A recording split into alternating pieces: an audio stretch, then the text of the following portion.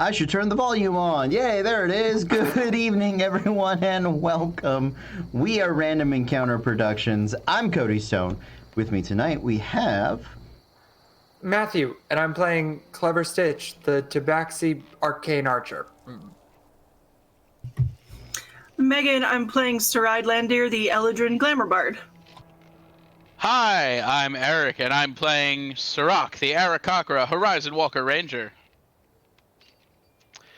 Howdy, y'all. This is Maz. I'll be playing Talroth Oakenblade, Wood Elf Scout. And I'm Kez, and I'm going to be playing Treasure Glitterhoof, the Tiefling Fighter. Okay. Damn it. Oh, you did it. You did the thing. I was hoping that the dash would put me after you. No, it did not. All right, I'll flip us back in just a moment. No, that's okay. I fixed it. Clever Stitch. Oh my god. Clever Stitch. Look at him, clever girl. Yeah. You could spell it with a K. Oh, that. No. All right.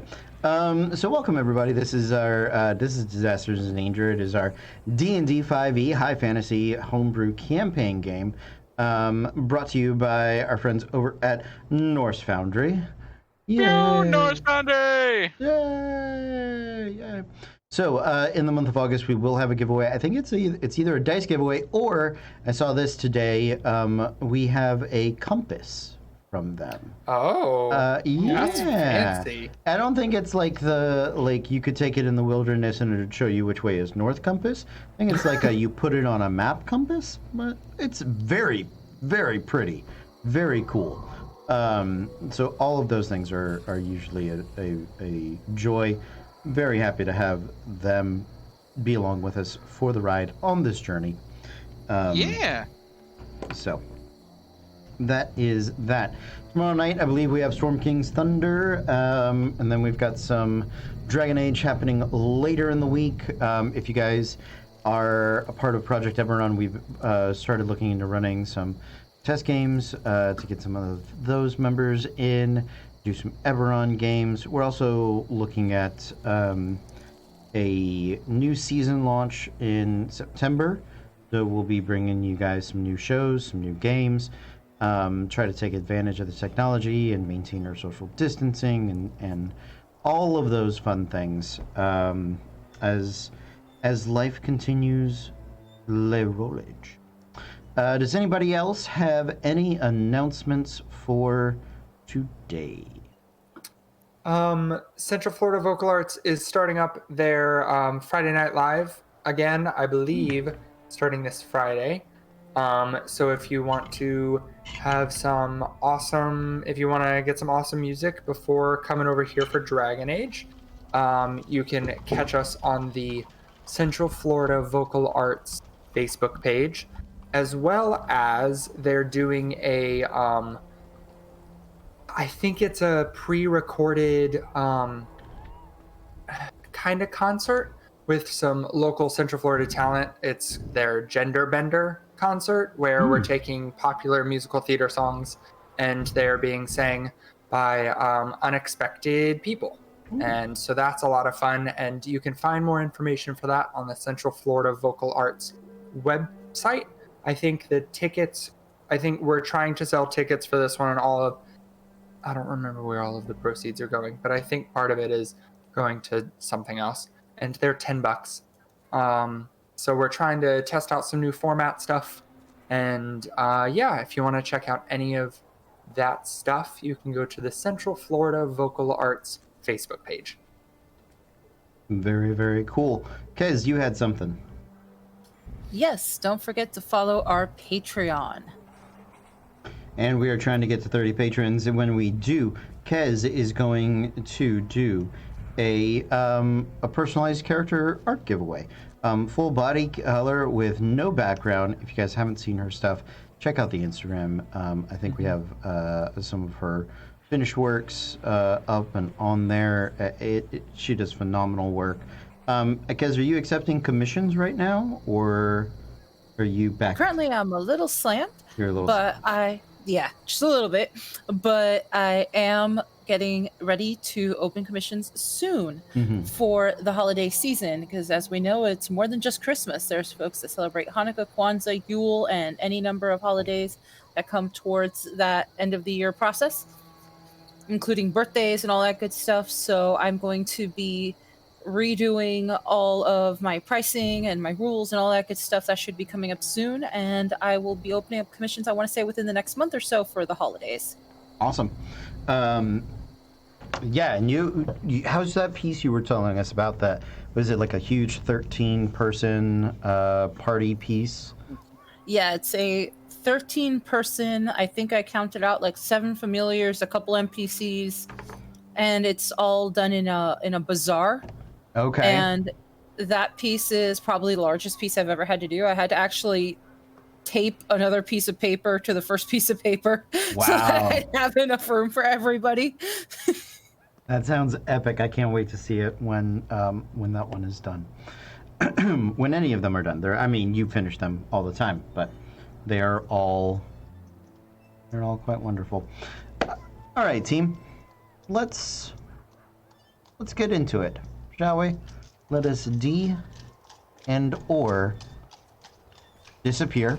That's a D too, I suppose. That is a D. That is okay. Well, because every time Eric does that, I have to make us disappear and make us reappear. Because then, I'm sorry. Because then I went to go hit full screen, and then I was like, oh, this big red button, that's full screen. No, that's disconnect. That's not full screen. That's the disconnect. No, it sent you home. All right. Let's get into it, shall we? Our adventure takes place in the continent of Lichtdracht. It is a land of myth and legend. It is a land of fate and destiny, land bereft of gods and deities, and a land where history is written by the will of mortals. Our heroes are members of the Magnus Exploratorium, a college dedicated to anthropology and archaeology to discover the secrets of this lost and wild world. They have joined an expedition to a famed location known as the Forge, and as such, they are traveling across the breadth of this continent with the aid of some wildlanders and some graduate students from the Exploratorium as they make their way there. Real quick note, because it just caught my attention. We have a thunderstorm happening over my head right now, so we'll all probably be experiencing some weather as we go. We haven't dropped any frames yet, but if we need to take a break or pause for anybody or any of us for a bit, we will let you guys know. Just giving you the heads up on that one. You guys have made your way to the town of Trubluff. It is it's a weird old shanty town, kind of like a wild prospector's town.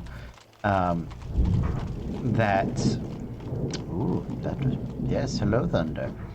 A weird, like, prospector's town that was formerly on the pioneer of human civilization.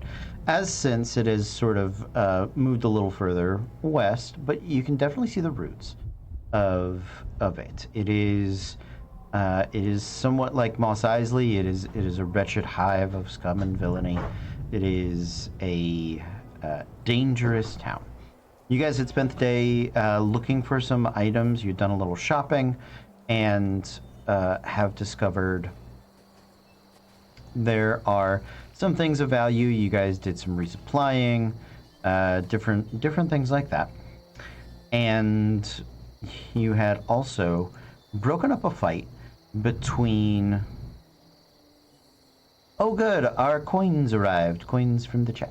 Yes, I'm glad that they arrived. Our giveaway. Yeah. So, you guys broke up a fight between your Wildlanders and members of a hobgoblin tribe known as the Blood Drop clan. Some of them were spared. It had very little to do with you, as best you can tell. But Screeber's performing his task alerted you when the carts were in danger. You guys were able to rescue one of his pies, a cherry pie. That is important. And It was Peach. it was peach. Why did I say cherry? I'm so sorry. It was a peach pie. I've disappointed Megan. Now we're off to the right start. How It's could clown you? shit. What the hell? So that is where we're gonna pick up. We're gonna begin here. You guys have done. You've resupplied your 15 days worth of resources that you have had previously spent. The next day's journey is going to take you. Looks like the next, if you guys bring up the map, 10-day-ish stretch of time is brings you out to the edge of 4 Point Farms, or up to the Western Crossroads if you wish to stay on Human Roads. Human Roads end up at up around Tower 12. The Wildlanders, as you guys are, is there anything else you guys want to do in Trebluff?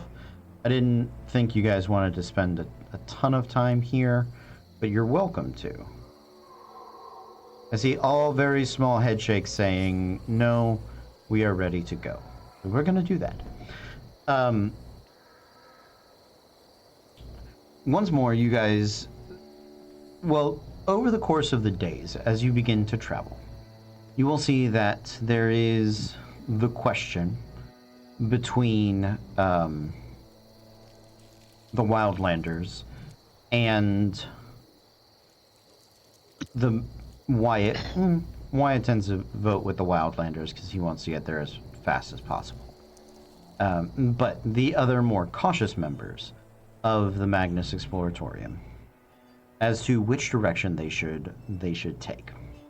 And if you guys would also bring up the secondary map for the coming journey, you will note that the Wildlanders prefer to travel north.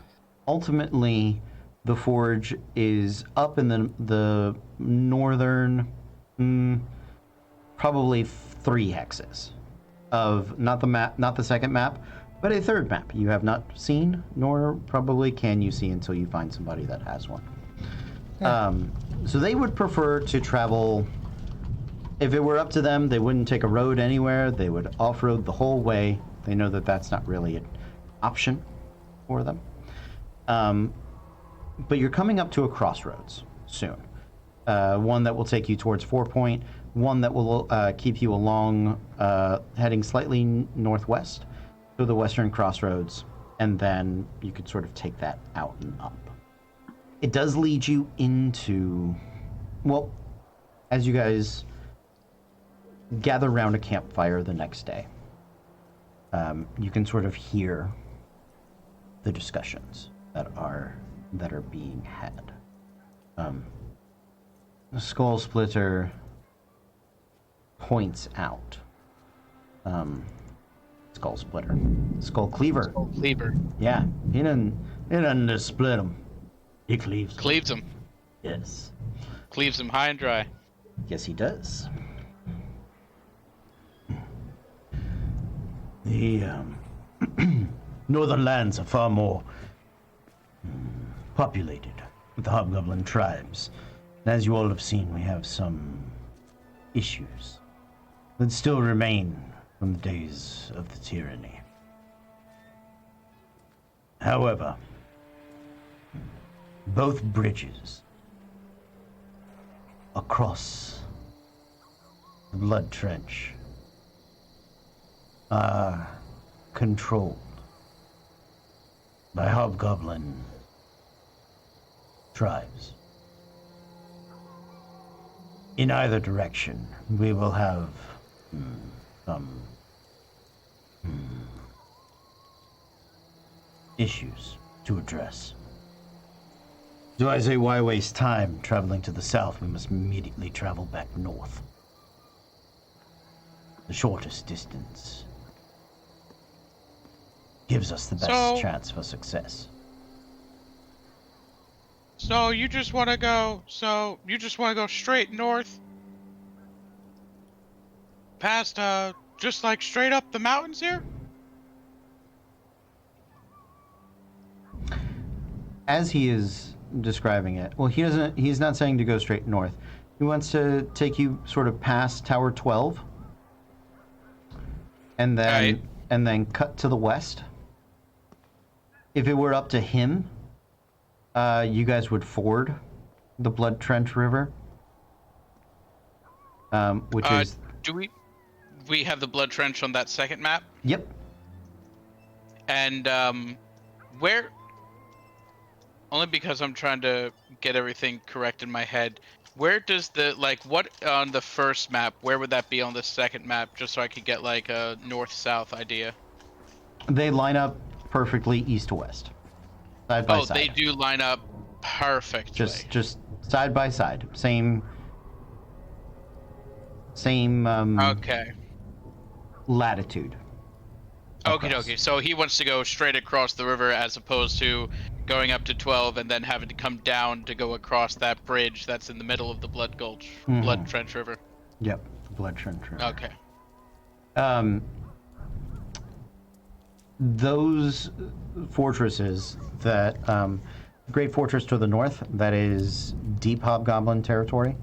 That is actually, if you guys want to make me a couple of history checks, everybody can make me a history check to sort of gather what information you know about this land. Those of you born in Lickdracht, so I believe Clever Stitch and Tauroth, you can have advantage on this check, please. 16? 16, 4. 19. Nice. Nat 20 for 25. Ooh. 15. 15. Solid. And still 4. And still 4. But a good 4, a strong 4, not just Solid 4. Yeah, not like a wimpy 4, but like a No. That's the strongest 4 I've ever seen. I can tell you the names of the last 3 kings of the Empire, but that's about it. Looking at the second map, because it doesn't have names on it, it's some very obscure bit of information. It's not an area that the Exploratorium has been able to gather a lot of information on. However, those of you, Tauroth and Clever Stitch, you guys know that it is... I have these somewhere. There I am. I'm a good DM because I know how to remember things. The city of Klavla-Klu is the former Hobgoblin capital. That is that large, monstrous city sort of emblem up in the north near the forest on map 2. Traveling directly across will bring you guys dangerously close to that. It is no longer within Hobgoblin control.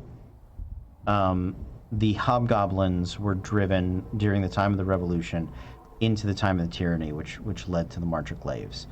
All of that, they were being driven east by some unknown force. Some organized monstrosities of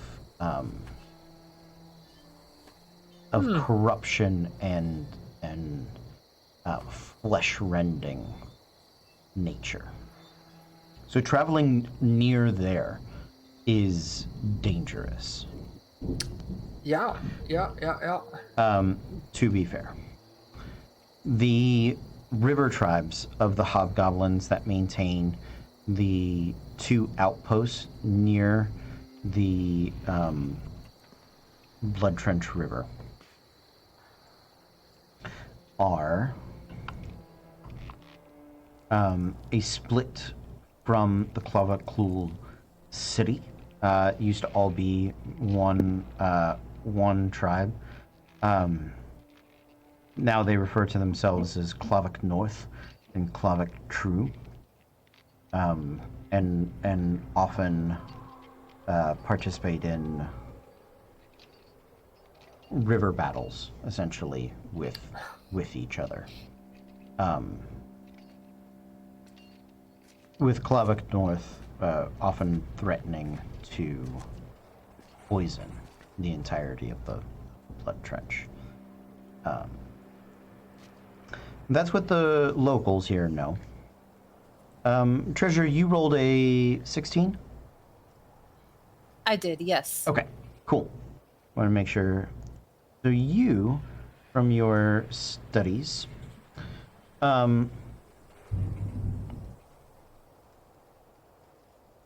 you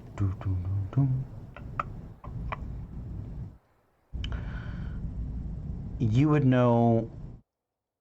I'm gonna say that for you, having spoken with Olaron, known him for a while, perhaps heard and discussed with him his great search for Dawnbringer, and been privy to those informations. That mountain range, that very small 6-peak mountain range, that is just north of a lake there, sort of on the southern half of the map. The two of you have worked out together that is probably the mountain range and fortress that houses the Beholder, that and where Dawnbringer probably just for your information. And of course, that's something I would discuss with the party. Maybe not with Wyatt and Skullcleaver, but I Right. would definitely let everyone here present know that yes, Olaroon and I had kind of tried to piece together where we might find this sword.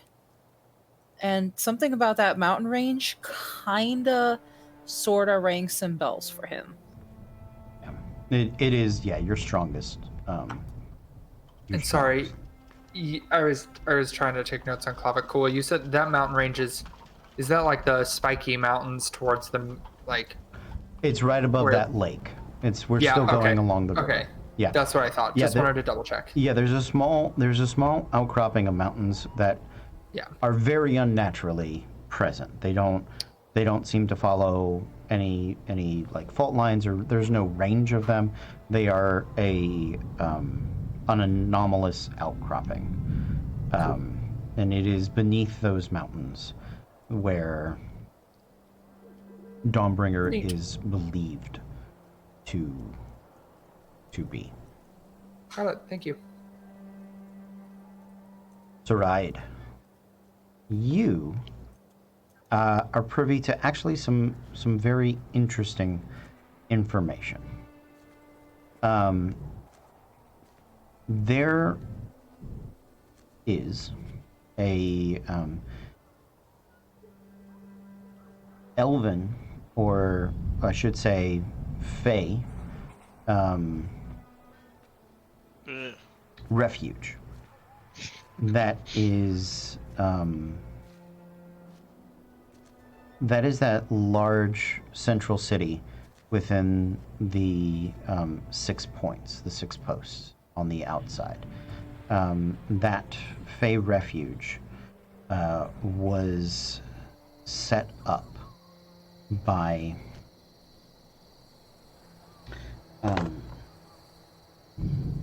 Volverin. Yep. A former Fey Lord who had given up their immortality and attempted to create a sort of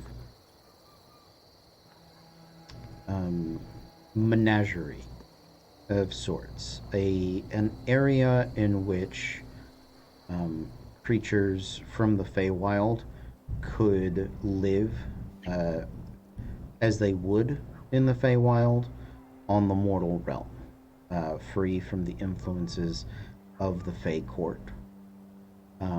It is known as Valverin's Dream. Okay. And it is protected by the Watchers, Valverin's Watchers. Each of those outer cities serves as a one part like a watch station, but also powers and creates a energy field that protects the interior of that area. It is rumored to be quite idyllic, safe, a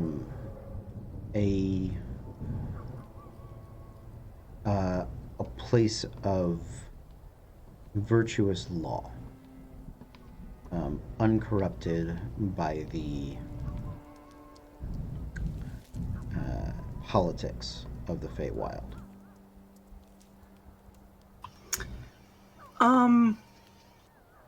And for your natural 20, I'm also going to give you one other piece of information. There is an old there's an old Eladrin legend of a fallen city. Not in the way that it has crumbled, but in a way that, well, also maybe that, but in a way that says, like, crashed somewhere. And that is, for some reason, the Black City of the Crater reminds you of those stories. Do I know if there's any rumblings about a part of the sword being there, or Talroth's blades being there? Talroth's blades. Do any of us have any backstory shit in that little area? In the tower, so thinking of the rest of the weapons that you guys are hunting, the Beast Tamer is most likely in and around that forest just south of Valverian's Dream. Okay. And you suspect somewhere in the Great Grass Wilds between the Black City of the Crater and the Blood Trench River, that's sitting somewhere, riding somewhere in there, is where Talroth's familial blade lies. Okay. She will tell them about this stuff, but heavily downplay the Fae things because Sirach is there? Okay. I'm gonna... And we'll use words like menagerie? So it's not called a menagerie, but it is... Let me clarify. It's a little more like Noah, but not a boat. Like a sanctuary? Yes. Yeah. Sanctuary. Yes. Sanctuary. Yeah.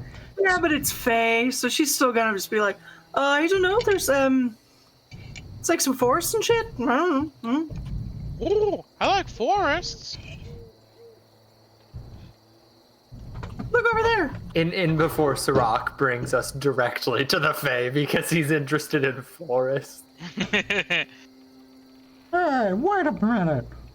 This isn't a forest at all. There's no trees here at all. There's buildings. Oh, I think it's a translation thing where I'm from. That's what we call them because, you know, elf nonsense. Ooh. and the elves make houses in the trees. So Ooh. And he fully is just like, with his low insight, he's like, oh, okay. Just 100% buys that. That makes sense. I'm on board.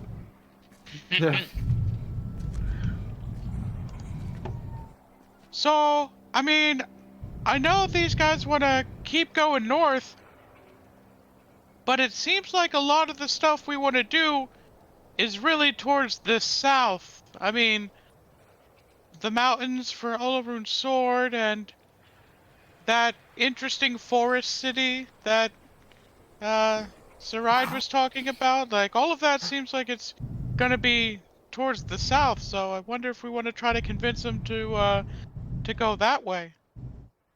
It probably depends on if we want to bring the entire caravan with us, or if we want to do that as a smaller incognito group. I'd say for Olarune's sake, at least if we're going after that sword, a smaller group probably better. Well, I remember them saying we could, like, peel off for, like, a quick side mission or something. Oh, this is true. As long as Yeah, we can, if- catch back up with them. What were you going to say, Talroth? No, just pretty much that. I mean, part of the whole agreement of us coming along was we had to bring our own crap with us, and if we needed to dip out to take care of some personal business, no questions asked, as long as we meet up with them later. Alright. Do they know... never mind, they said that the forge was on a third map that we don't have. Do we know about... Not up and down, but east-west, laterally, longitudinally, about how far east-ish or west-ish, I don't know my directions, I'm a cat. How far west-ish on map 2 they might have to go before going north up to map 3, which we don't have, in order to reach the forge. So, you know the forge will be, according to the Wildlanders, once you cross the mountains, and you can see the beginning of that mountain range in the northwest corner. Yeah. Once you cross those mountains, it is a week in the Great Ravine. Another small mountain range, and there, in that second mountain range, is the forge. That's a far as fuck trip. I didn't realize that it was quite this far. Yeah, you guys signed up. You guys signed up for a 3-month tour, my dude. Yeah. Never mind then. Yeah, fuck it. We can just leave for 2 weeks and I'm sure we'll catch up. No big deal. I thought that this might be you have 4 days to make a personal vacation. But no, that's a long as fuck trip. You guys are Lewis and Clarking it. Just so that we're clear. Yeah. You guys are doing the Lewis and Clark. So, go ahead. Well, if I'm looking at these maps right, if we're cutting across more to the west and a little bit south just to kind of help Olarune out, if we hightailed it north after that, is that more open plains where we get a little more of a speed to our sails, so to speak? Potentially. That is open so. plains, yes. Light trees and forests, it's not to say that it's bereft of trees, but they are grasslands. They are And Oklahoman fields of wheat. there will probably be some if I had to guess, there'd be some, not outposts, that's the wrong word, but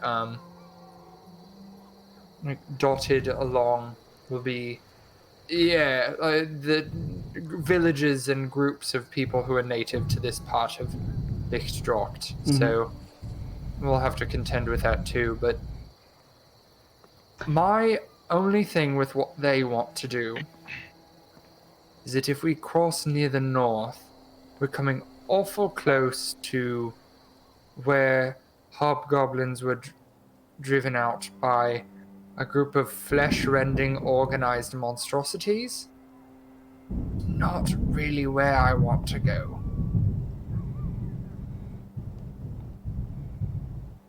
So maybe like centralized or south is my vote. Do we know how wide the river tends to be at its like most average point? Because hexes are what, like freaking 8 miles? No, they're like 20, 24 miles from. If you're going from flat side to flat side, it's about 20. From corner to corner, it's about 24. On average, at least 12 miles. That's a big as shit river. All right. Yeah. Fording that river is difficult. You know, one of the reasons that the Skullcleaver will explain. Part of the reason that we line our wagons with adamantine is to weigh them down, you see. Then we are not going to travel across the top of the river. We're going to let the carts sink, put the supplies up top, and the war beasts, for all of their might, are actually mighty swimmers, and so they will roll along the bottom.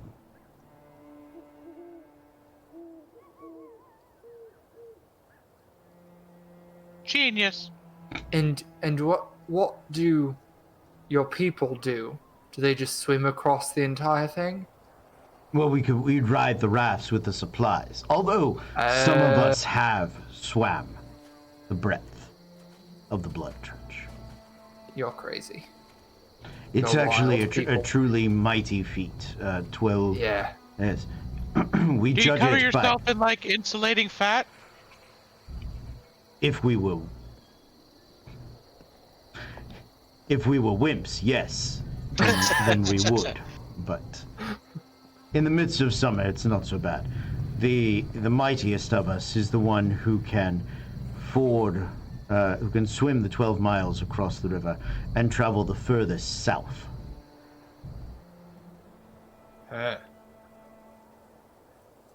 Being swept along the river is the implication there.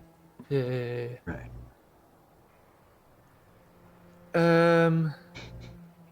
Clever Stitch cat. I don't like Cat it. switches his face. And what is Wyatt planning on doing to ford the river?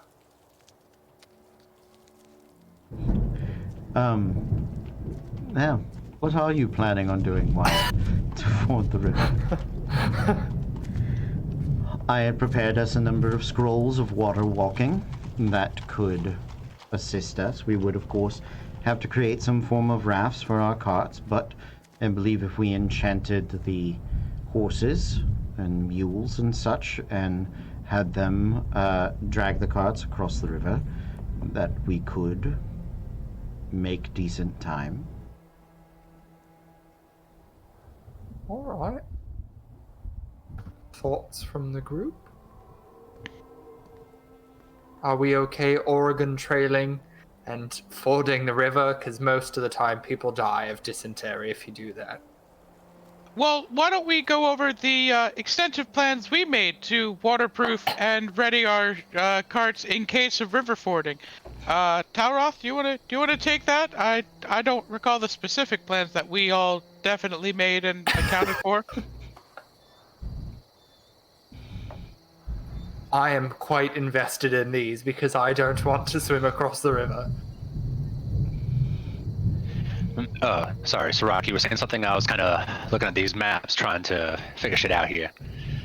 Kind of seeing a couple bridges here, though. I mean, if we have to be heading south anyway to help Olaroon take care of his Breakdawn or Dawnbringer business, why don't we just use the bridge?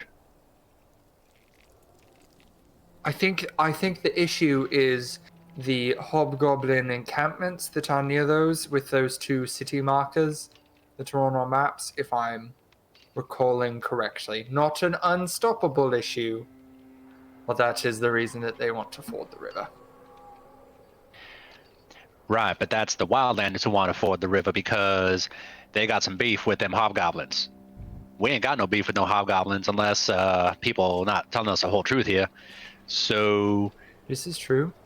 would it be so bad for us to just kind of go, hey, we just want to cross.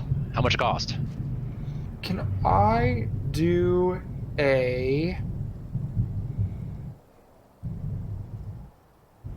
history or an insight on the hobgoblins in either of those 2 to see, and brainstorming aloud to the group to try and allow anybody who might be better at this than I to see what their thoughts have been on letting people use the bridges?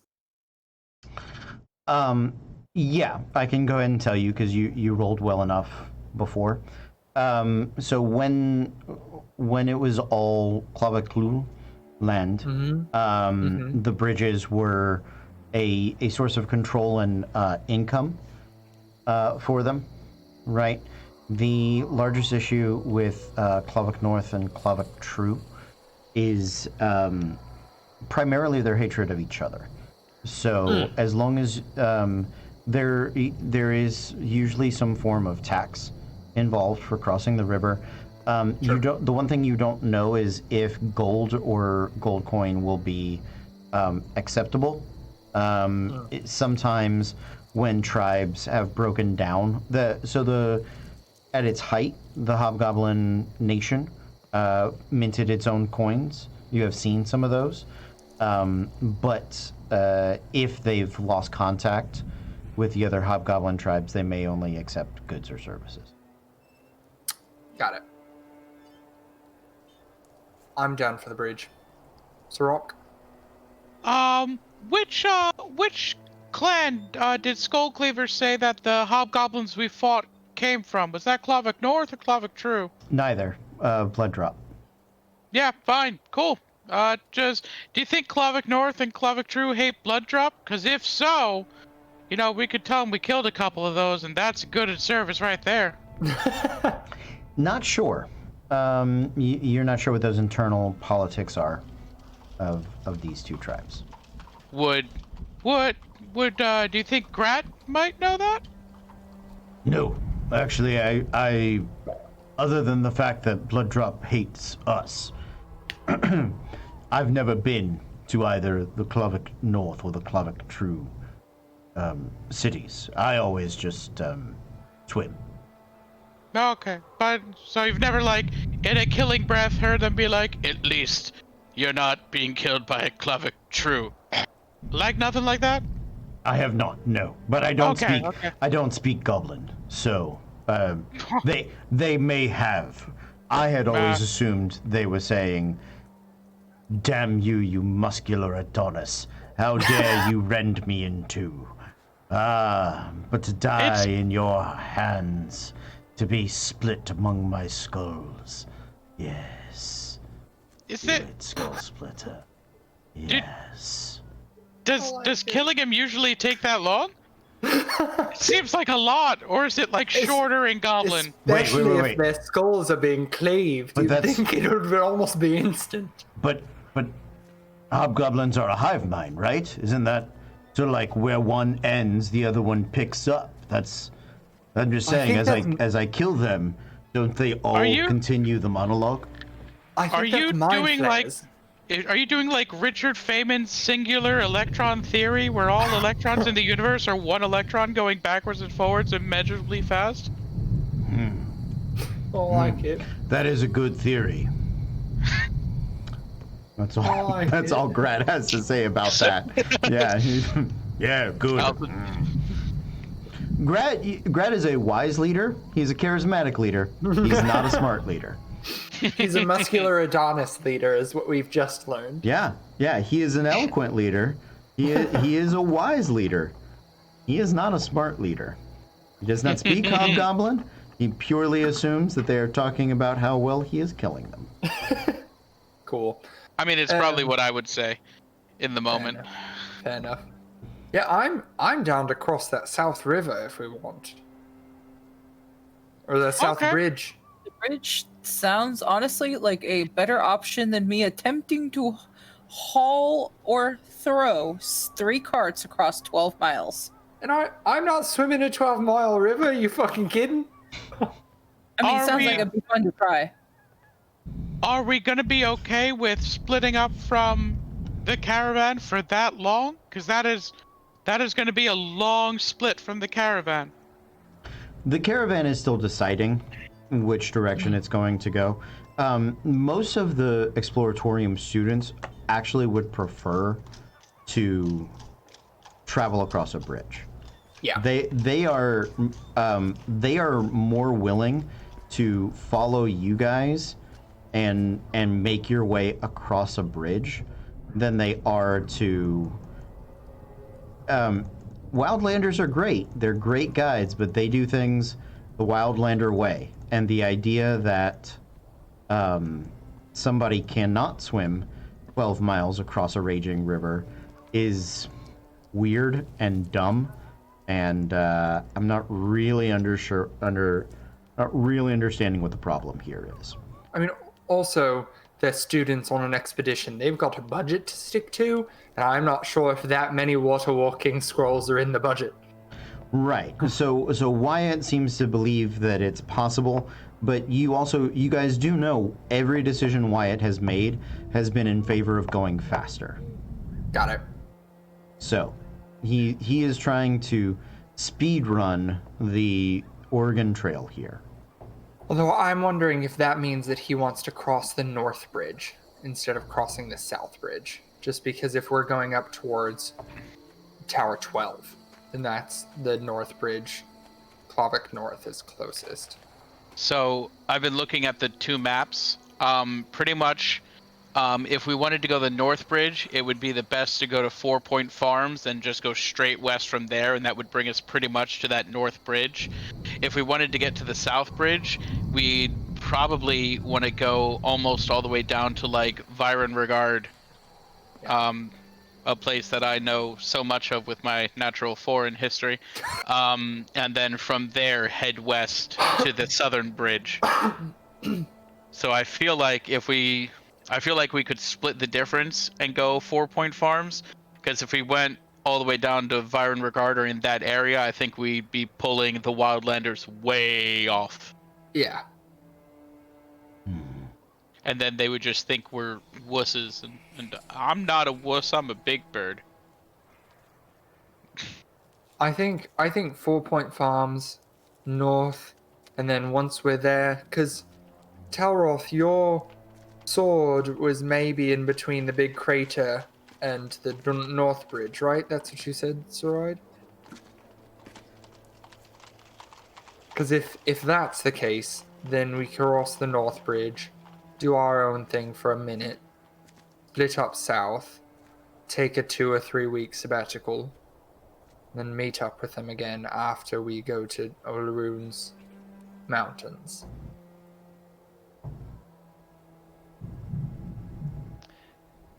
Yeah, it seems like we're all in agreement that probably crossing the bridge might be at least the safest and sanest route for the majority of us. But I think it's just convincing Mr. Skullcleaver here that, well, we're wimps. I mean, if he Actually, wants I to have an cross the idea. river, go. Yeah, what? It's not convincing him that we're wimps. If there's anything I learned from my family, it's about how to twist words. Instead of convincing him that we're wimps, we need to convince him that what Olaroon has to do is such a matter of pride, honor, courage, and dignity that we need to take a moment and go that way. It's literally a matter of manhood and legendary capacity. Oh, so kind of like the 3 kegs at that one bar we did back east. Gotcha. Yes.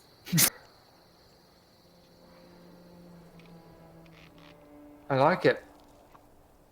Because my suggestion was just going to let him ford the river about 2 miles south of us, at whichever bridge we crossed, so that we were kind of going at the same way. Just he did rivers and we did bridges. Just so he felt good about himself. Yeah, yeah. But I like the honor thing. That one's good.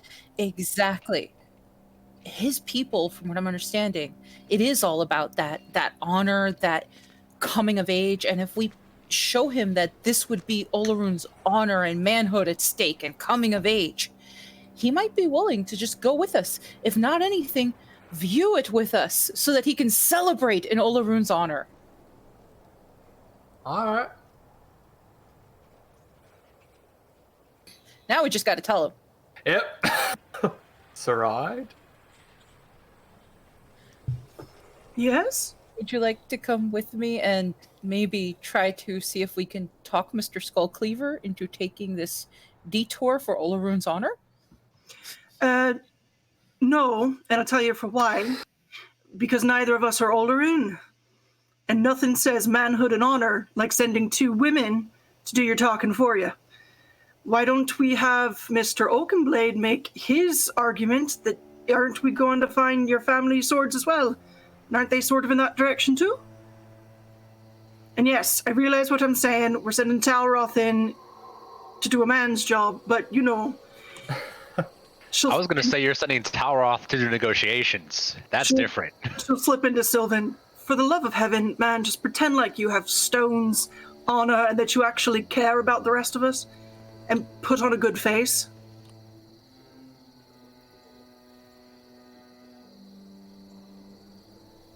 Sirach's just thinking to himself, that's a hell of a way to talk to your lover.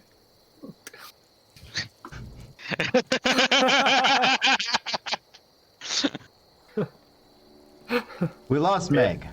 Rip. We lost Meg. Someday we'll do a counter of how many times we've lost Meg. As you guys are traveling, can I have your passive perceptions, please? 12. 15. 18. 11. 18. I guess it's sexually transmitted. Clever Stitch, what was yours? 12. 12. Sirach, 15. and 12 for Treasure. 11. 11. Okay. Good to know. You guys have a few days as you are preparing your arguments for which direction to go. You're having these discussions, you're looking at these maps sort of every day, every night as you are traveling along. You've set up watches around the camps, and every evening you take your walks, each among them.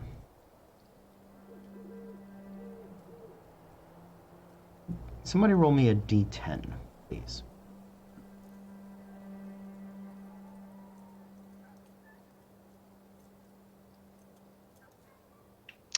That's a 4. 4. Okay. Sounds good. As you guys are traveling out across the grasslands, you come across on the 4th day, in the afternoon, in the heat of the day, you're midsummer at this point. It is the remains of a wagon. And you can see at first the smolders of the fires in the early morning, but small wisps of them probably had burned through the night. And as you guys are approaching, the call comes up from the front to let you know that they have seen something.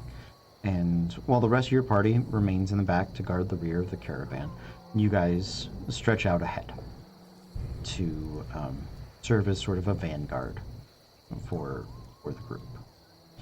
Are you guys walking, or would you like to take one of the carts to carry you guys up front? I'd prefer to walk. Okay. So they slow down a little bit. You guys are hoofing it. I mean, you're not. It's half a mile, maybe quarter of a mile ahead. Not very far. Far enough for them to be safe. As you guys are approaching, the road is wide enough for 3 of you. Actually, it's wide enough for 4 of you to travel across. But what sort of formation or lineup would you guys like to be moving in?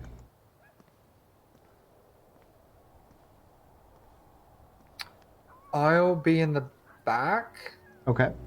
so that I can cover our rear if anything gets behind us, and I have a bow. Okay. I'll travel gonna in be- front. Oh, sorry.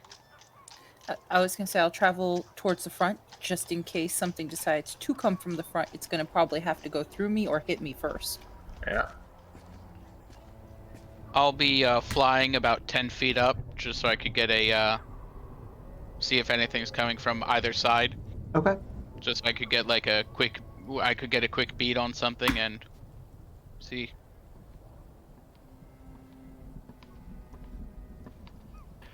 Talroth, Yeah, I'll be walking up with Treasure. Okay. The ride in the middle? Okay. As you guys are walking up, Talroth and Treasure, and Sirach, because you are flying up overhead, you guys are sort of towards the front. You can see the caravan was about 3 wagons, farm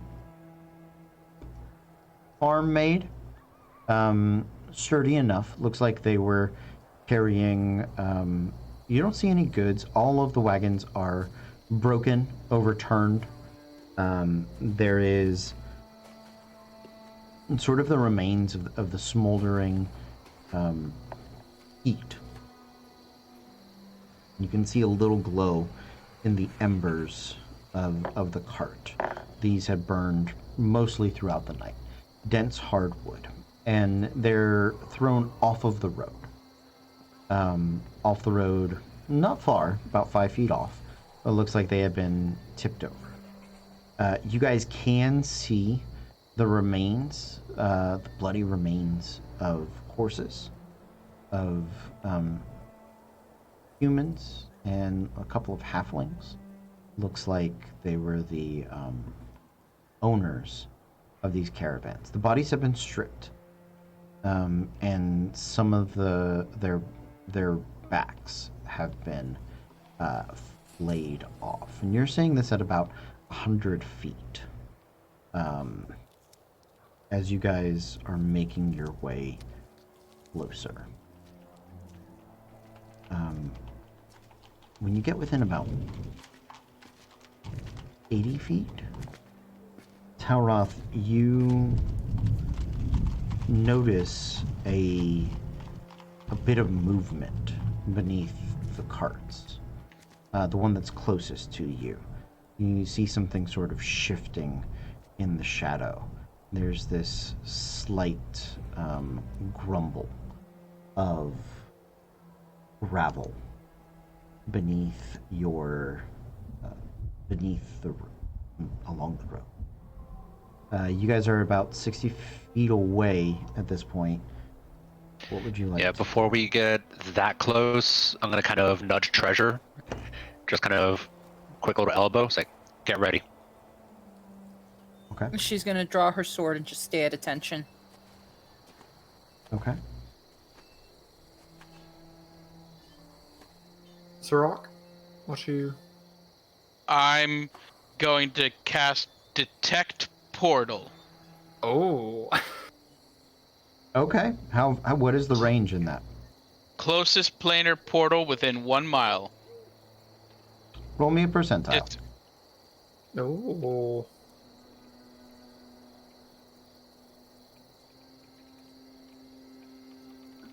Ooh, I got a 10. You do not detect any planar portals within a mile.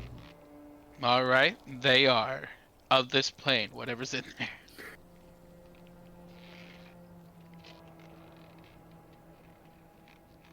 So as you guys have drawn your weapons and you begin to cautiously approach,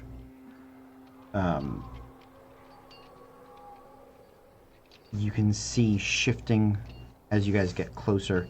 I think the only person that doesn't see it is Treasure and Clever Stitch, but you've been told, so you guys are aware.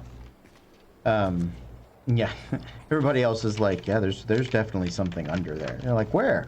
What's that? Down I there. can't see anything.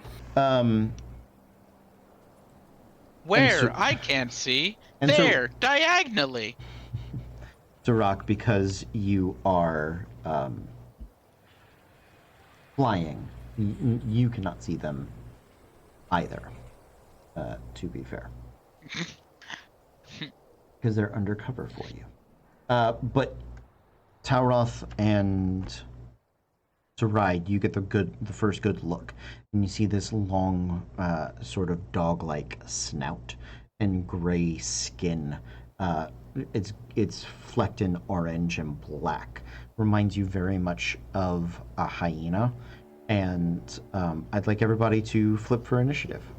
Devil dogs? Is it devil dogs? It's I was about to say, is it more devil dogs? She's hearing Kill Bill sirens. Clever Stitch doesn't know why, but his fur starts standing up because there's a dog present. that's perfect. Are dogs? Yar, there be dogs. All right. One of these days, one of these dogs is going to have lycanthropy. Yep. Jack. Bad guys are on a Jack.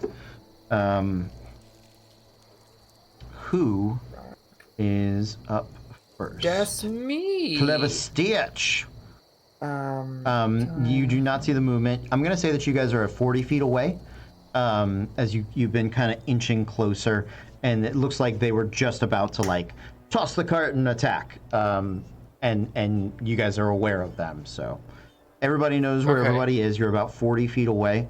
Those of you that are at the closest are 35. That's sort of the spread there. Clever Stitch, what would you like to do? They have at least 3/4 cover from you. I believe you're a sharpshooter, so you can still attempt to shoot one of them if you would like. G. G. So, And let's see. Yes, I ignore half cover and 3/4 cover. okay.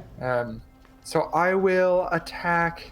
And sorry, remind me of the party order. It's Treasure and Talroth, Saride, Sirach, me. Yep.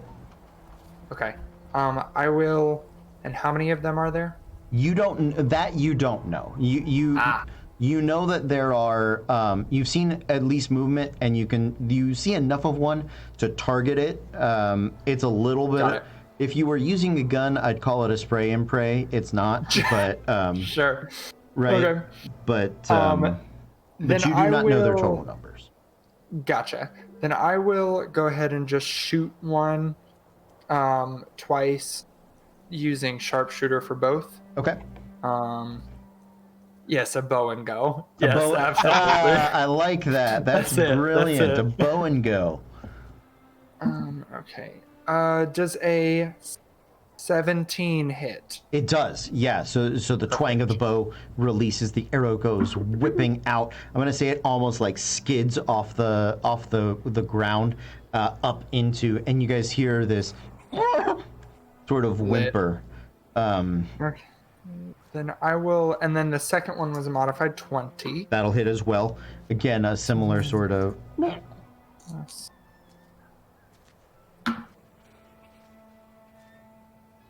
I believe that's 36 points of damage total. Wow, 36 points of damage. Let me double check. Yes, plus 10 damage, so 14, 18, plus 14 is 32, plus, yes, 34 points of damage. 34. Okay, nice. That's it. Clever Stitcher, and you're staying where you're at? You're not moving any closer, or? I will move up 10 feet. Okay, so you get kind of in line with Tauroth and Treasure as you do.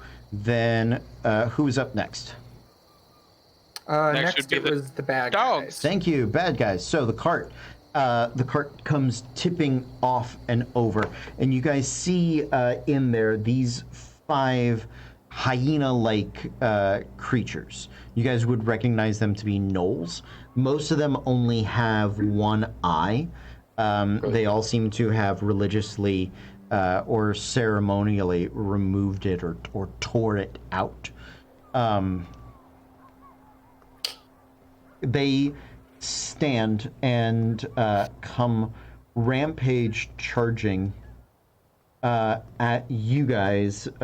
They get a burst of speed for their attempted ambush.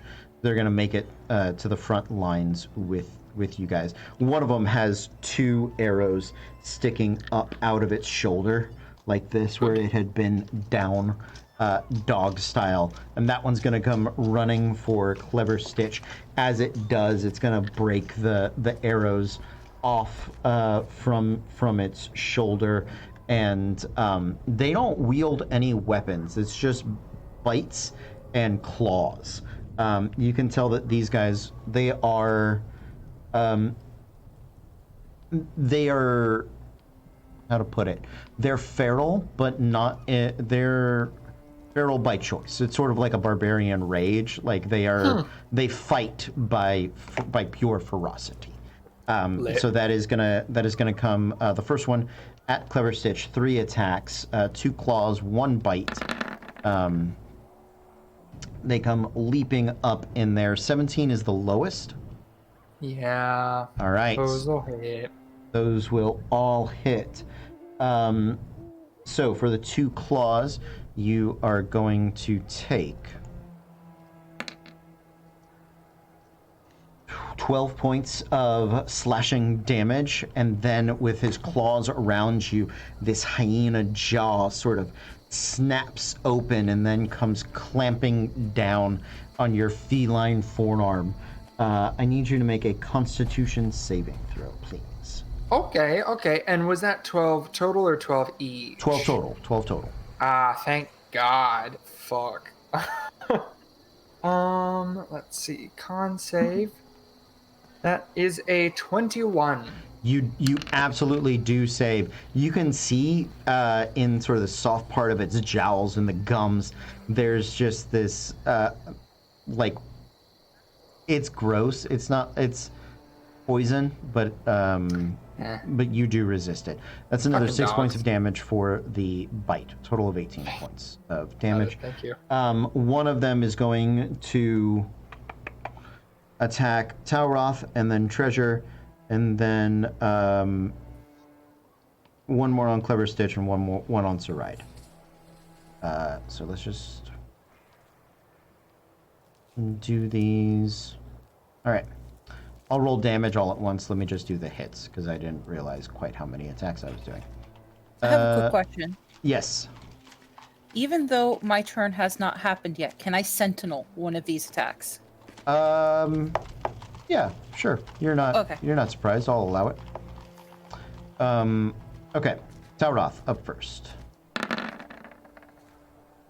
The 2 claws will hit. The bite is going to miss on a 9. So that one will definitely miss. Treasure. The lowest is an 11 and then a 17. Does 17 hit? The 21 should hit. Yes. Okay, and so that 21 is a 1 claw attack.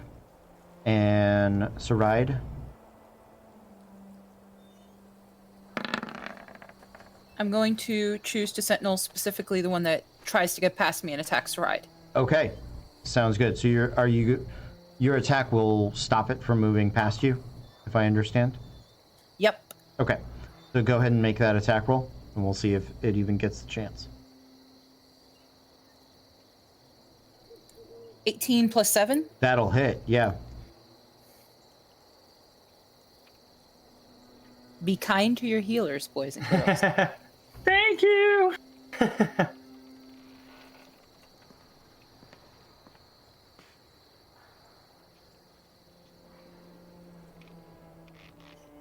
Thank God I don't roll ones in this house. Mm-hmm. That is going to be 12 damage. Okay. Nicely done. Treasure's massive greatsword just comes swinging across it. It whimpers and sort of reels back. It is going to turn and attack you instead. The 16 and the 14 miss. The 20, however, does hit. So that's 1 bite and 1 claw that you will take the damage for, Treasure. And the last one against Clever Stitch again, because it actually Tweety Bird like jumps at Sirach, but it's not going to make it, so it just decides to attack the cat instead. That's fair. 15, No. 18. Yeah. Okay, so one more claw attack on you guys. If you suffered a claw attacks are 7 points of damage each. If you suffered a bite attack, you take 6 points of damage, and you need to make a Constitution saving throw with additional damage. I think except for Tower, there was 2 claws in the bite missed, or 2 claws in the bite missed. Yeah, And a con saving throw, right? correct. 21. Yep, 12 and better succeed. Okay, that's it for the bad guys. Who's up? It's a right. Right. So she's gonna go full like Scarlet Witch in Age of Ultron, coming out of the safe house. Mantle of Inspiration, 8 points, everybody. Fuck yeah. If you want to move, you can. Okay. Anybody want to use your reaction to move? Seeing a lot of no's. Okay. Sorry. Yeah, I will use it to kind of fly down and go side to side with Clever Stitch. Okay. Sounds good. and I'll go around to the other side of them. So now it's kind of, we got them in a bit of a pincer. Okay. So you shift around. You guys come descending down. Saride. And then she's going to touch the wand of magic missile. Mm-hmm. 5 of them. Okay. So how do I do this? I don't roll for each. So you spend 5 charges. Who are you targeting with them? Oh, no, I don't, because first level gives me 3 bolts. Yep. Mm-hmm. Third level gives me 5 bolts. Correct. Yes. That's 3 charges. Correct. And I'm sending 1 to each. Okay, 1 to each. All right. So you can roll, I think technically you roll 1d4 and apply it to all 1d4. of them, but you can roll 5d4 if you want. That's up to you. More dice is usually more fun. Yes, true.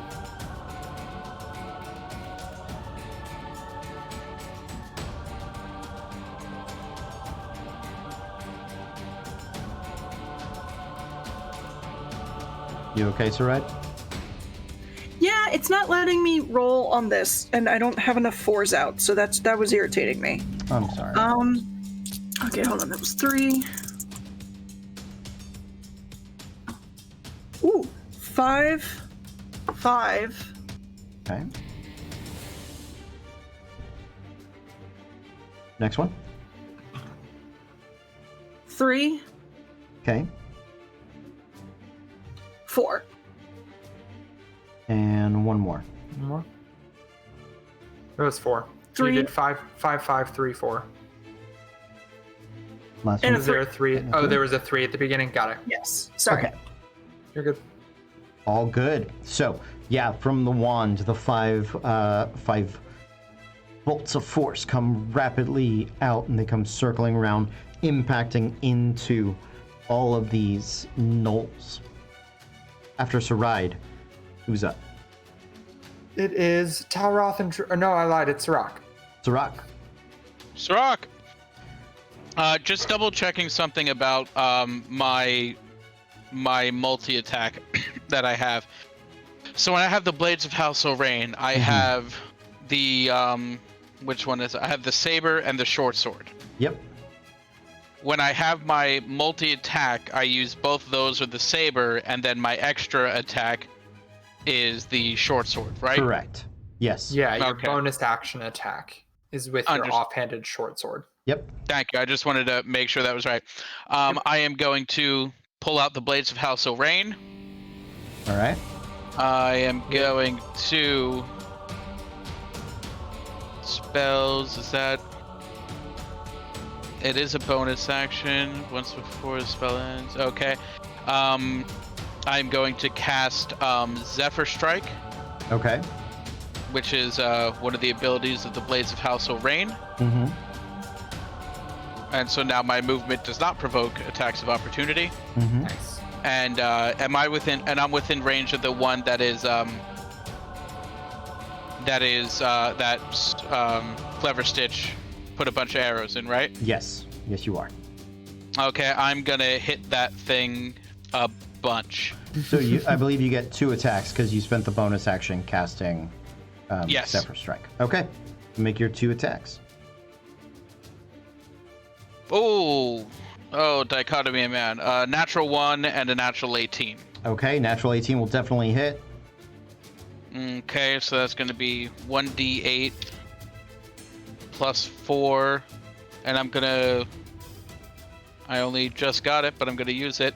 Once before the spell ends, you can give yourself advantage on 1 weapon attack and roll on your turn. I'm gonna do that for my first one, Okay.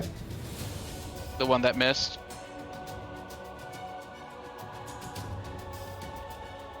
Okay, that's 13 plus 7 for a dirty 20. Okay. Okay, so that attack deals an extra d8 force damage on a hit. So that's going to be a 5 plus 7 for it's 12 plus 4 is going to be 16 force damage. Okay. And then the second attack is going to be 8 regular damage. Okay. Did you add your modifier to the second attack? Yes, Right. it was a 4 on the dice plus 4 for the attack. Perfect. Just making sure. Okay, that Yep. that knoll is barely holding on. Good.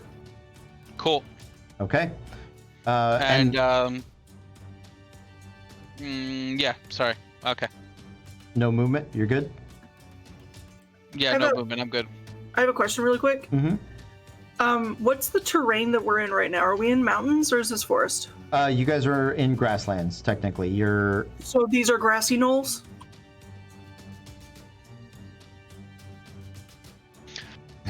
Oh my god. yes, they are grassy knolls. How long have you been sitting on that? Honestly, I just hopped on. Oh. All right. Well, good. Sounds good. After Sirach, Talroth, and Treasure, I believe you guys are next. Yeah, y'all were tied, so I think it's Talroth first. Talroth. So pretty much I'll just start working my way down the middle, down the line. So whichever one's at the end of the line between me and Treasure, just gonna spin the blades around, try to take a swipe at him. Okay. Sounds good.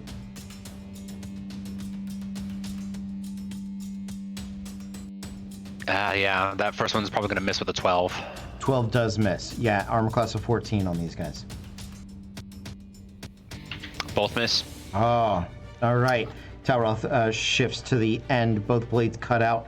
The gnoll sort of looks and hops back, barking at him with sort of a high-pitched yip. Treasure. I bark back at him. Well done. Good. Obviously one is biting me, so the first thing her reaction is bad dog, and starts smacking it with the butt of her sword. Okay. Yeah, we don't have quart bottles, so this is gonna have to do. So my 2 attacks. One is a natural 3, so that's only a 10, not gonna hit. Okay. The other is a dirty 20. That will hit.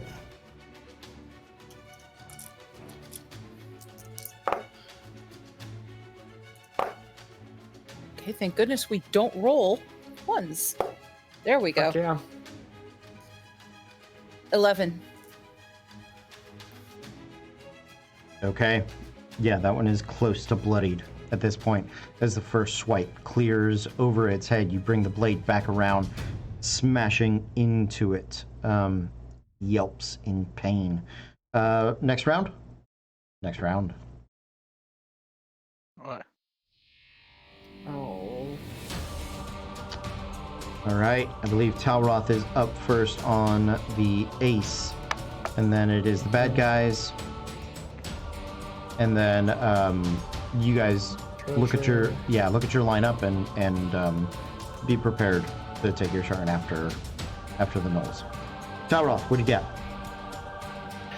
Yeah, just keeping the momentum going, spinning the blade around on that one that Treasure smacked, and I'm just going to take another couple swipes at him. Okay, go for it.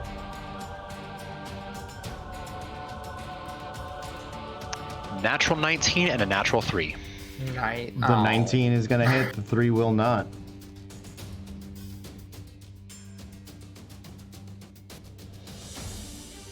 I should have separated my damage dice ahead of time like a smart person. We all have those moments.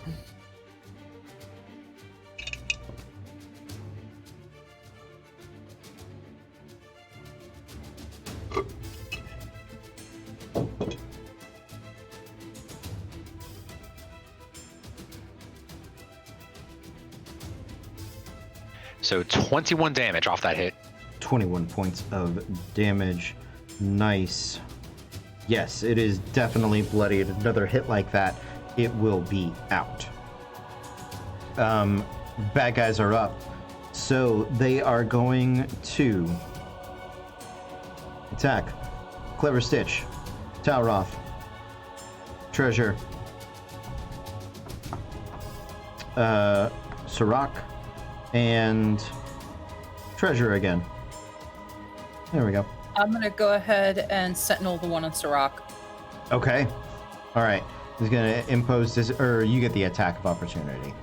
Yes, I do. Okay. Go for it. That's going to be 14 plus 7, 21. I can math, I You- swear. You can, and you did.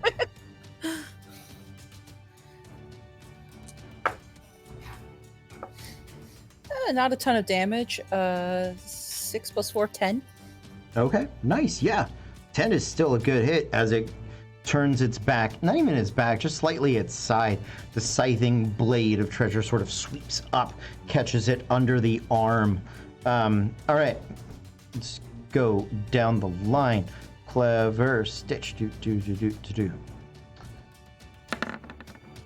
Natural 20, natural 3, or natural 15, natural 3, natural 20. Do I need the Constitution saving throw on the bite, please?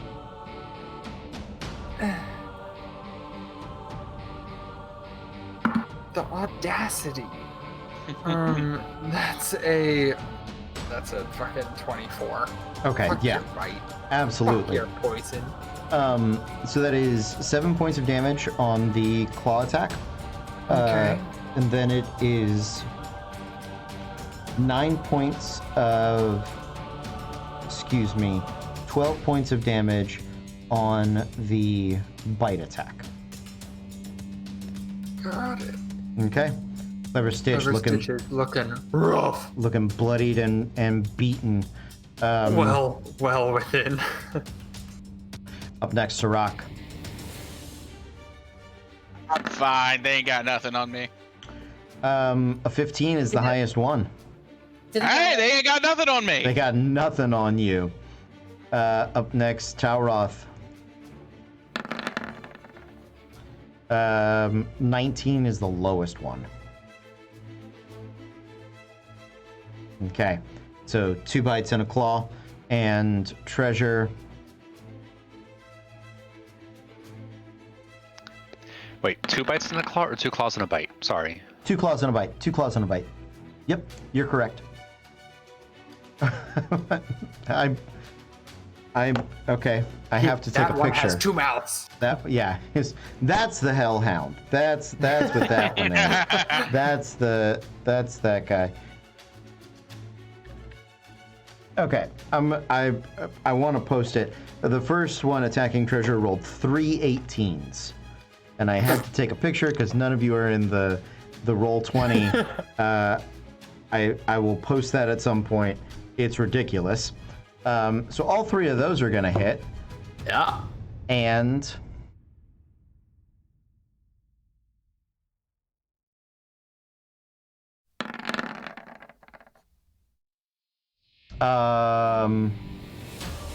and another 18 to hit treasure.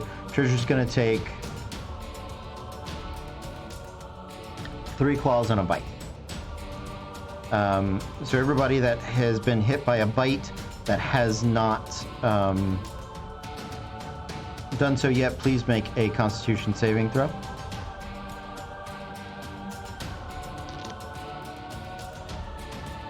$23. Yeah, you're good. 11. Oh, Tauroth, just shy. Oh, buddy. Okay.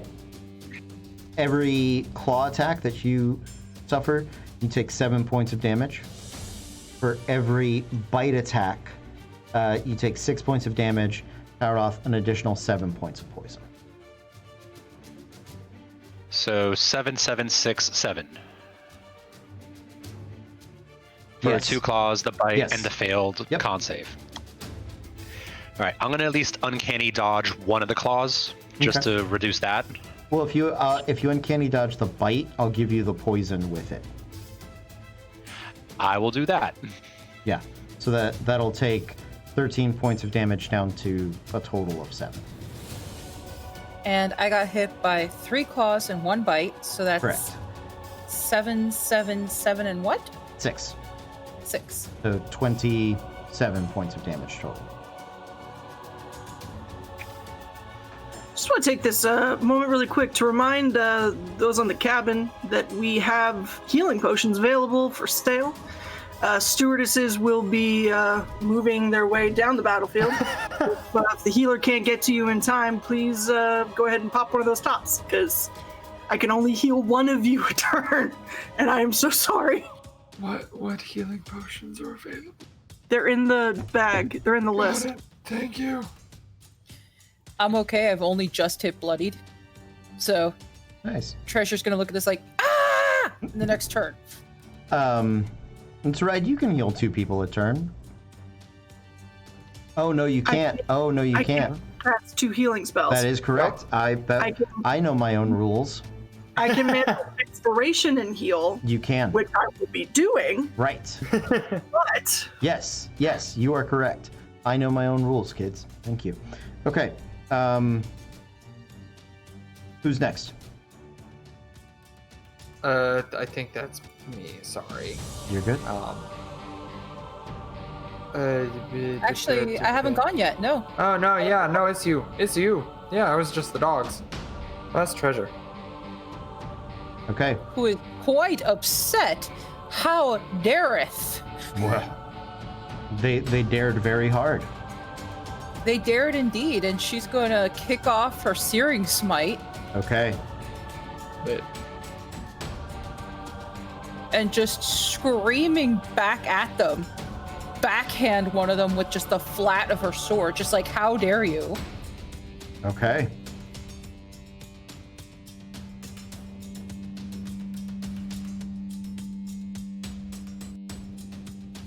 That's going to be a 19 Hits.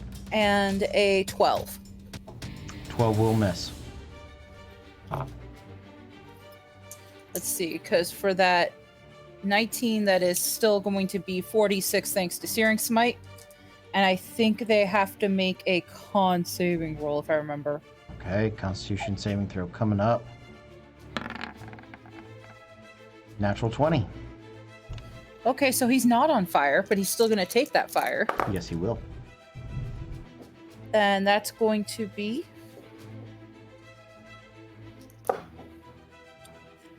12, 13, 14, 15, 16, 18 points of damage total. With the searing smite cleaving through him, he falls. The burning cinders of the fur sort of permeate the air, and it's a thick stench hits your nostrils. Anything else, Treasure? Nope, because I used Bonus my action for reaction? Searing Smite? Yep. no. Oh, It was my bonus action was for Searing Smite, and I had already used my reaction for Sentinel, so okay. I'm good. Okay. Then it is Clever Stitch. Just me. Okay, so there's one knoll that looks real shitty that I had shot a few times. Yeah, that one is a boop on the snoot away from being out. Perfect. Then I will, he's in melee, so I basically put the arrowhead against him and release. Okay. And I will, because I can fire at will in melee. So, but this one is not sharpshooter, so that's a 21 to hit. That will hit. That's a D10, not a D8. 12 points damage. Way more than enough. Absolutely. Good. The arrow even pierces sort of through him, sends him flying back. When it hits the ground, he's like stuck there, pinned there. Good. And then there's another one that I think should be in melee with me. The one that it was attacking Sirach. The Sirach Yes. went back to back with you. He's melee or melee Perfect. adjacent. He's very close. Yeah. So I will begin attacking that man. Okay.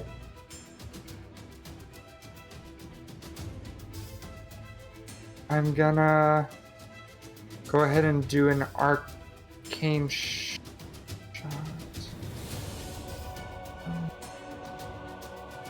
Are there two? Yeah, fuck it. I'm gonna do an arcane shot on him. And then probably action surge. Yeah, fuck it. I'm gonna do that in action surge. Okay. So Let's do it. 3 attacks on that man. All right. An all sharpshooter. So that is a 19, a 14, Barely and hits. a 22. All hit. Lit. So that's gonna be 1, 2, 3d8 plus 2d6 poison plus 42. No. Yes. Sharpshooter kids, it's where it's at. I'll go ahead and tell you, your dice need to show. if you show more than 10 on the dice, he's out. Yeah. Okay. Plus 10 plus. I can save you a little 17. math. He's got 52 Yep. hit points. You already dealt 42 of them with 3d8 Yep. and 2d6. If you get above 10, Yep. Okay. Yep. He did. yeah. So with 3 rapid shots, and this one, the was it the grasping arrow? It was a grasping arrow. Yeah, yes. the vines of that are going to sort of strap him to the floor as the brambles of that wrap around him. Good. And then I would like to second wind Okay. as a bonus action. Bonus action, second win. Perfect. Thank you. Clever Stitch starts moving real fast, and then eventually just takes a real deep breath and decides, Yep. who is up next? Go for it, Sirach. So there are no more gnolls in front of me and Clever Stitch, correct? None within immediate melee. They're the ones that have surrounded Treasure and Tauroth are like 5 feet away. I mean, like you're half a step from them. You guys are all sort of clumped up together. You can switch to Okay. your bow, no problem, and take a step back, or you can take a step forward and swing with your swords. I know flanking isn't a thing, but I'm going to flank one of the gnolls with Talroth then. Great. Yeah. I do surround it. That's, you know. I know. Yeah. I'm just, but to give an idea I of get where it. I want to be. Yeah, you shift around to Um, the outside, the one that has been attacking Talroth specifically. Yeah. I think he's still at full health, that one, right? He took some damage from the arcane bolt that Saride had put out, but not a lot beyond that. Okay. I am going to then drop my Zephyr Strike, and I'm going to cast Hunter's Mark on him Okay. as my bonus action, and then I'm going to do 2 attacks with the Blades of House O'Rain on him. Okay. Sounds good. Oh, no, you rude dice. I'm sorry. That will be a 3 and a 2, so the highest will be a 10. Does a 10 possibly hit? A 10 misses. I'm sorry. Yeah, about that. I'm just gonna chirp at him angrily. And you do. The loud chirps come at the back. He sort of looks over as and just shifts off to the side as the blades come cutting past him. After Sirach, who's up? Talroth? No, Saride, Saride. Oh, it me. it you. It me. She's going to move behind Talroth while she does Mantle of Inspiration. So everyone gets 8 temp HP. You can move 30 feet if you want to. You can leave your friends behind. Anybody God. using your reaction to move? I had already used my reaction to Uncanny Dodge, so I'm Okay. planted. Okay. And she's gonna roll her eyes. He can't see it, but she'll, oh, for fuck's sake, grab his ponytail and yank. Cure wounds Okay. on your stupid wood elf ass.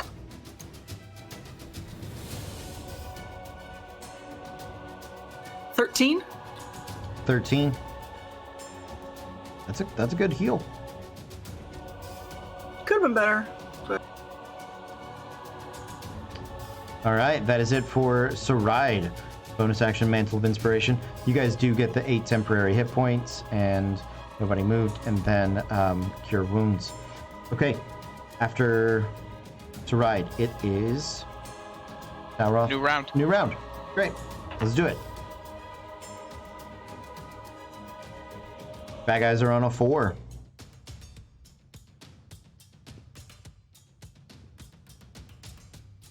Up top is Matthew on the ace. Just me. Okay, let's do it. Okay. Whichever of the gnolls is now closest to Saride, Okay. because she's behind. Talroth. I never got. Talroth? Yeah, I'm just. Yeah, but I want maybe to. probably behind you guys. Yes. Whichever one is closest to her, I would Mhm. like to attack it. Okay. And the first one will be an arcane shot. Okay. Both sharpshooter. Let's see. Oh, bitch! A natural 20 and a 19. Ooh. So he will. What's our rule on crits So now? what we're doing now is we're doing maximum damage plus a roll, Okay. or maximum damage plus a condition. Lit. That'll last Okay. until the end of their next turn. Got it. And so for things like a beguiling arrow, which adds extra damage, is that also max damage plus a roll, or is that just the 2d6? So what I'd like to do for add-on damage is let's double the dice and just roll Okay. roll that. Perfect. You got it. Because it got a little ridiculous with Yep. Olorun smiting, which I don't mind, but things that you can add, especially after you've made the attack roll, Sure. are things that they're meant to be added when you crit. I'm all for that. And I'll double but the dice maxing for the you. damage. But yeah, maxing maxing that the damage and do it. on top of it is it can be a lot. So I got you. Okay, so so for the crit, just because I need to get my brain to make sense. It's 9 plus 16 plus 14. So 23 piercing damage okay, nice. and 16 psychic damage. And then if another 19 points of damage does not kill him from the second shot, I need him to make a wisdom saving throw. Okay, DC 13. he is barely alive on the wisdom saving throw. That's fine. Fail. 7. Perfect. 9. Then he Still fail. is, as the arrow, as some purplish energy encompasses the arrow as it stabs into him, you see his eyes slightly flash that color. And he is now charmed by Saride, and he is not allowed to attack her unless she attacks him first. Ooh. All right. He's been beguiled. That's so all I got. pretty, so beguiling. Nicely done. After Clever Stitch, who's up? Oh shit. What were the bad guys on? A 4. So Oh, then it is it's- Tauroth. Yes, Tauros. Yep. Tauros. This has not been my day. I get slapped by the nose, I get bit by the nose, I get my hair pulled. What in the hell is going on today? And I'm just gonna spin around 2 more times and just take the last 2 swipes at the closest one. Okay. Okay, better. That's a 16 and a 19. Okay. Yeah, Tauroth, you attack the one that had just been chewing on you. Both of those will hit.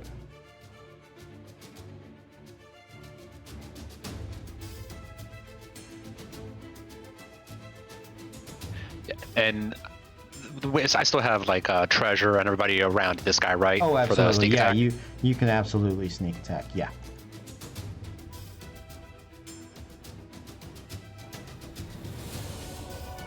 His focus had just shifted over to watching Clever Stitch pincushion his buddy. So you slip in and deal Yeah, it's a total 17 damage from both hits. 17 damage. Nicely done. And as I'm hitting him, like I'm just screaming "bad dog" as I hit. Okay. After Tauroth, it is Sirach. Sirach is ready.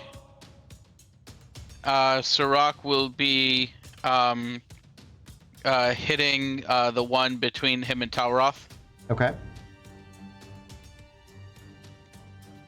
Okay, so that first hit is a 17, and the second hit is a 17. So that's 2 17s on the dice. Mm-hmm. So Yeah, it's both 2 of those will hit. 24s. Okay, the first one is going to be 7 plus 5 for 12 plus 4 for 16 damage. Okay. The second one is going. Oh, there we go. 7 plus 6 for 13 plus 4 for 17 damage. Okay. And then I'll make my offhanded attack, which is an 18 on the dice, which is going to be 4 plus 3 for another 7 damage. Nice. So with the 3 strikes rapidly cutting into the knoll, he and his friend are both barely alive. Up next, we have Treasure. What's your dex? Right? Oh, no, I he just went. think it is just a solid 10. Let me double check. Okay. Yep, solid 10. Okay. Then the bad guys get a turn before they are dropped. we're going to split attacks. We're going to do... I have 6 attacks with 3 people, so 2, 2, and 2. She's going to sentinel one of them. Okay, sounds good. That's going to be a dirty 20. That will hit.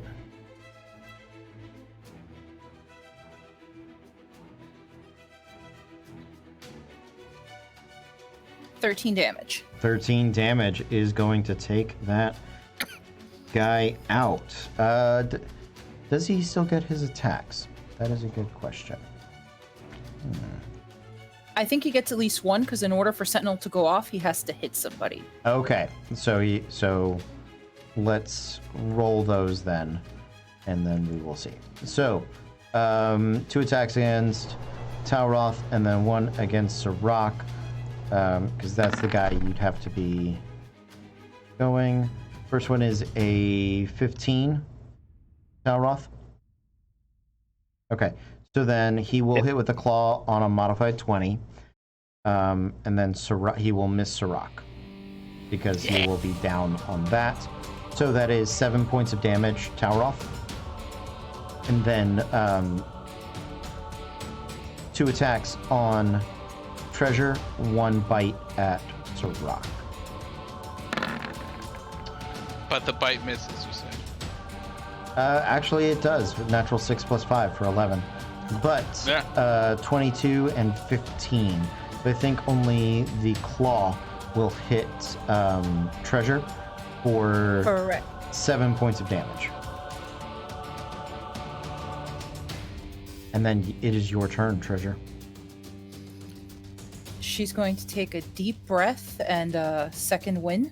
Okay.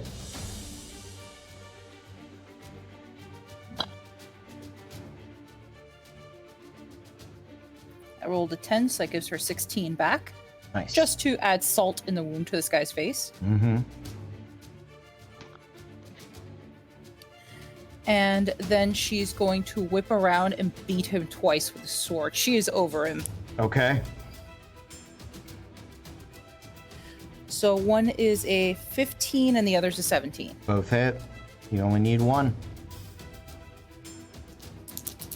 Both hit? Yeah, that's showtime, girl. I already know. Okay. I tell you, it's got 4 hit points. Your modifier and lack of ones. That's showtime. You are welcome to roll the dice for your own joy, and I don't want to rob you of that. But yeah, he ain't living. Well, he took 17 damage off of that. 17 damage. Nice. Yeah, so tell us about it. She just takes this deep breath, kind of snorts out some of the smoke and fire from that searing smite before, shifts the sword into a new position, and just cleaves as hard as she can into him. Flips it to the other side and backhands him with the other side of the sword. Yeah. I duck. Yeah. I duck. The body blow has him crippling over, and then as the blade catches him across his head, he sort of goes horizontal in the air and is lifted off of his feet until he just thumps onto the graveled road, scattering out across the way. Nicely done, guys. Is everyone okay? Ish? Ow. I'm not, but that's nothing that a quick breather won't fix. Saride? Are you alright? Yes, actually, I for once I didn't get hit. Thank you.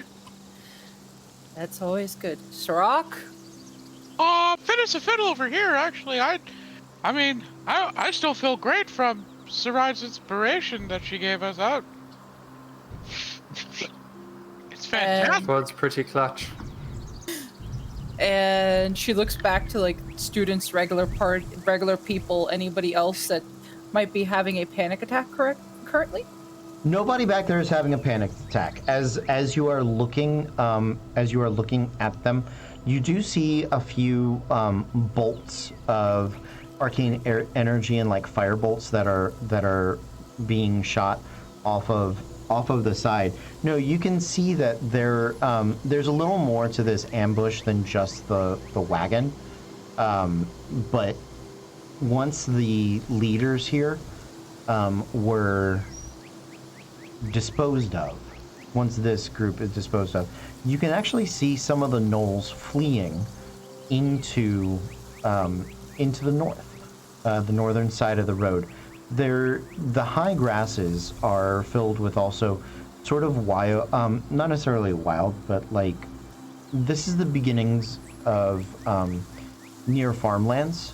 It's not quite as rich or organized as 4 Point Farms, but there is a lot of high grass, of hay, and of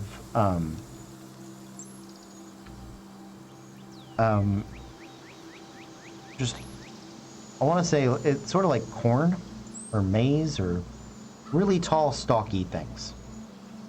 Let's go with that. Enough to give them some cover. You can see a little bit of the grass is smoldering. It looks like you can see where the gnolls had leapt out to attack the caravan, and they were repelled between the wildlanders and the magic of the students and your other teammates. You know, they were also attacking out of position. The hope was that the whole caravan would come closer to this wagon, so they sort of gave up the fight pretty quick. As you are looking around the carts and the last people that they had ambushed, you guys can make investigation checks if you'd like to sort of dig through and find some information, or if you're prepared to move on, you're welcome to move on. A 13 for the investigation. Okay. 19. 17. 14. Okay. You guys take about 10-15 minutes. You dig around the bodies, both the gnoll bodies and the human and halfling bodies that you guys were that had stopped by. You guys are about 4 days outside of Trubluff, and looks like 2, 3, 4, 5, 6 days from 4 Point Farms. And to the northern side, there is a outcropping of hills.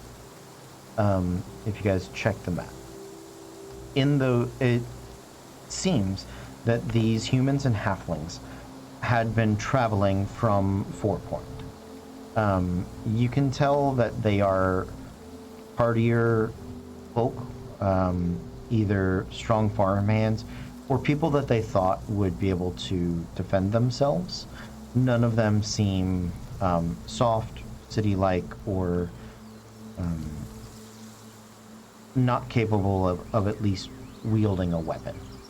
All of their hands are calloused. Their skin is suntanned. What skin remains of them.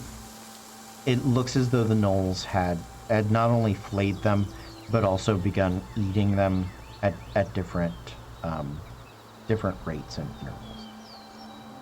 The wagons, you see remnants of what had been food stuff, mostly.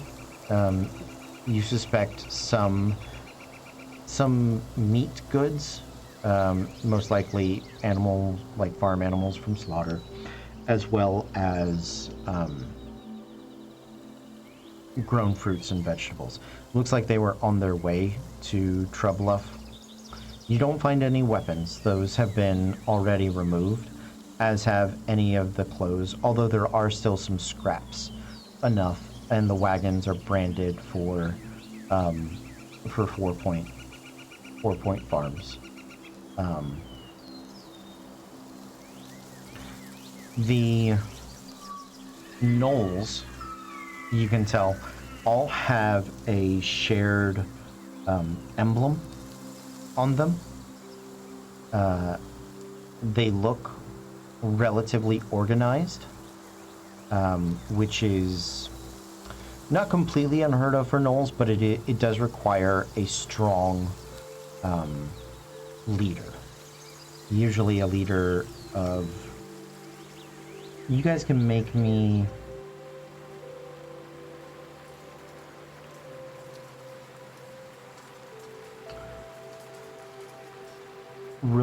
history or religion checks. I'll take either one.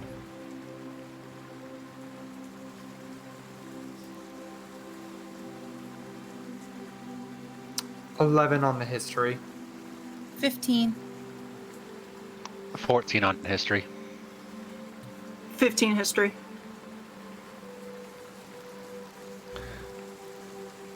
For my locals, Clever Stitch and Tauroth, you guys know that gnolls are actually an organized gnoll clan of any size is actually very rare in Lickdrocht. They have been smaller gatherings of them, like small tribes, maybe a family or so, have supported different hobgoblin tribes and entities throughout history, but none of them have grown to any great size. Within Tauroth, for you, because you rolled a little better, maybe like 2 elven generations. Gnolls have never had a myth. They've never had somebody strong enough. And you also know that gnolls are made and greatly dedicated to Yenogu, Yeenoghu. At least that's a name that you, Tauroth, know. You don't know much about it because you're from Lickdrocht, and here in Lickdrocht that doesn't exist. Treasure, I'll come back to in just a moment. Saride, you know some general information about gnolls. Gnolls are usually hyenas or other monstrous entities that are sort of given a wild sentience by a demon prince of the abyss. The demon prince's name is the aforementioned, Yeenogu. Thank you. I appreciate that.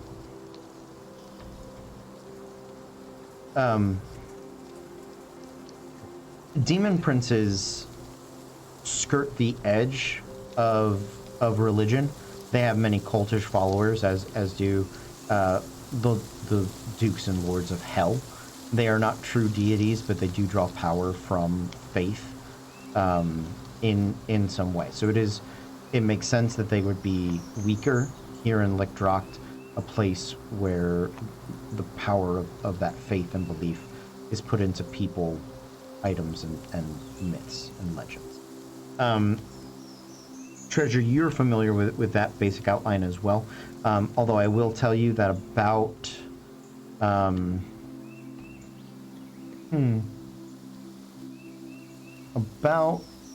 80 years ago, 90 years ago, there was a massive gnoll army that had been repelled and decimated out of a small port town in the Arcadian Straits about 80, 90 years ago. It was just before the Imperial Revolution.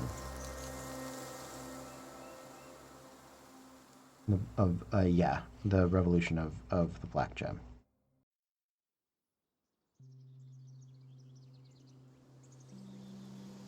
Yeah, it is the town of Willen. We fought gnolls? Yeah.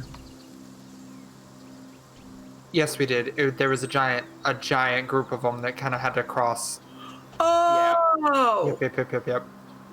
Mm-hmm. from that stupid forest. Yes, because I wasn't there for any of those.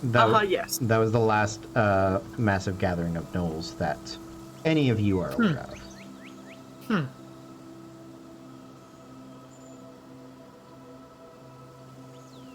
There is not much, there are not many goods that are worth salvaging or stealing. Recovering. You could maybe get a couple of like wagon parts, maybe an axle, but a lot of this wood is burnt. Those would be like the metal parts, right? You could get the rim of a wheel, some small pieces like that, if you want to take about an hour to salvage that stuff. It's up to you guys.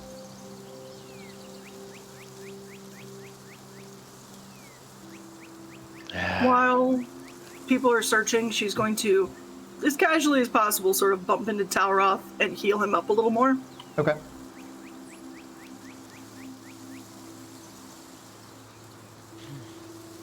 I would like to ride on one of the carts so that I can just kind of rest for an hour as we leave. Absolutely. If he's resting for an hour, then I'm just going to be ass over tea kettle into this thing, trying to rip out some of those parts that we can use. If we also want to stay and take parts, I'm down. I just meant at least while we're traveling for the first hour, I'm taking a cat nap on a fucking cart. Yeah, you guys Okay. can. You have enough team members to drive. You guys can short rest while you are traveling. Yeah. You can also take nobody. You guys, nobody in the caravan's like. Let me rephrase. Nobody except for Wyatt in the caravan is like, we can't stop to pull an axle off this cart. We gotta go, right? Like everybody's like, yeah, man.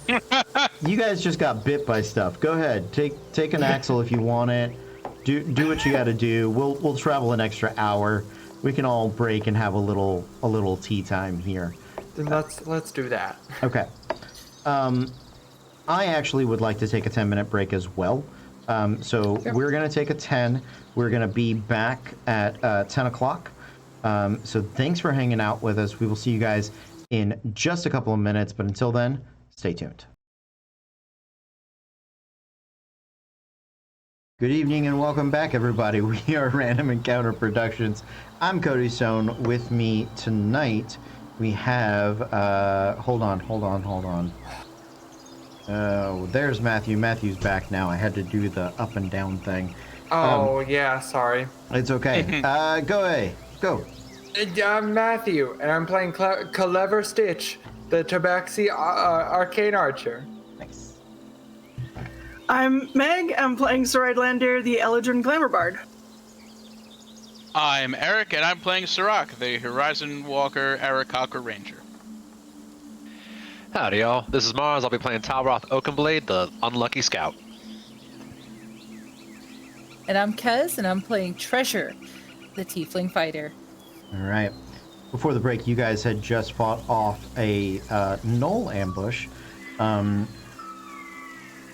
Interesting for this area, for this time of year, not even year, just world, for this place. You guys were preparing to continue to press on. Is there anything else you guys would like to do so in the meantime? We did short rest, You did? just as a point of bookkeeping. And Song of Resting, if any. Oh, if shit, lit. anyone needs to. Yes, So- please. What does Song of Rest do again? She rolls a d8, or a d. It might be a d8 at this level. I think it might be your inspiration die, just a 6. Hold on. And then we add that to our total hit points gained. It might be under features and traits, or under. Yeah, that's where I'm at. Hold on. Sorry. Oh, it's just a D6. I apologize. Girl, that's good. I'm 4 short, so do good. 2. Oh, She's Just- distracted. just had to spite me. Yes. Specific. She's distracted, so you're fine. No.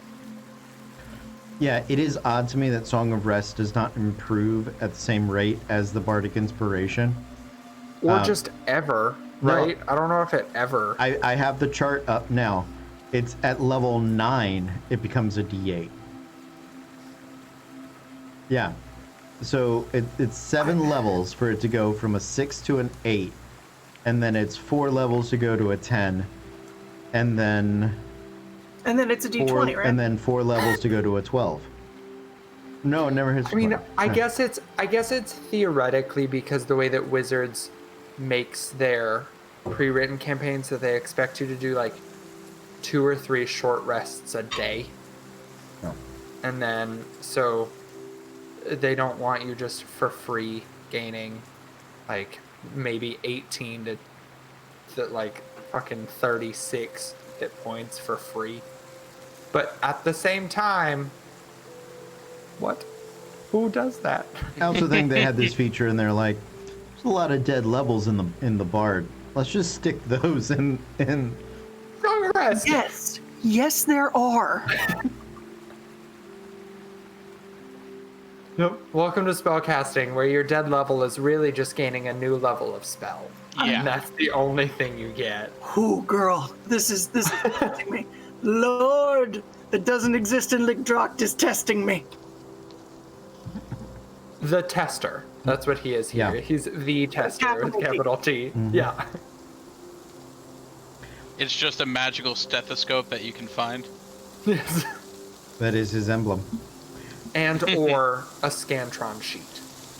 One of the two. He has a magical eraser that'll actually erase marks you've made on the sheet. Wild.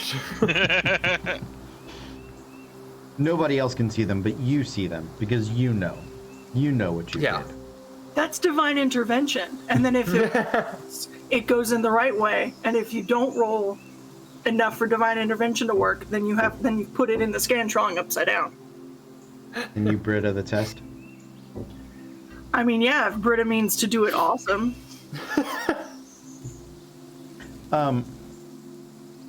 So you guys continue along your path.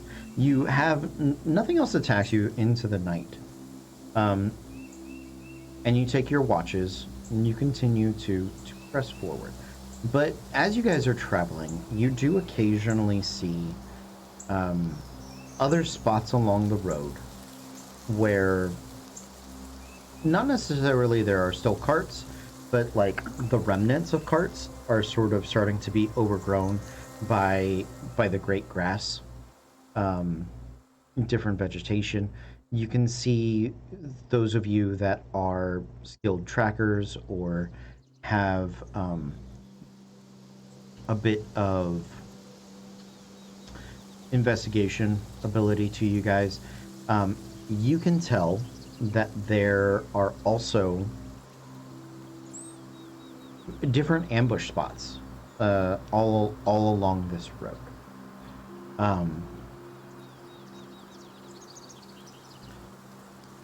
So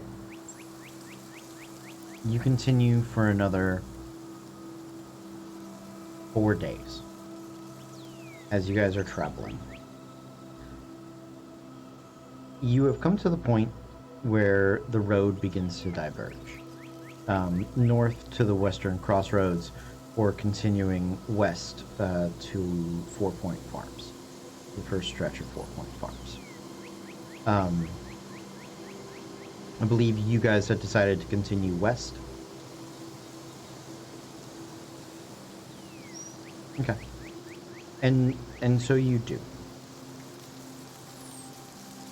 As you continue west for the following few days, the weather, you're hit by some summer showers.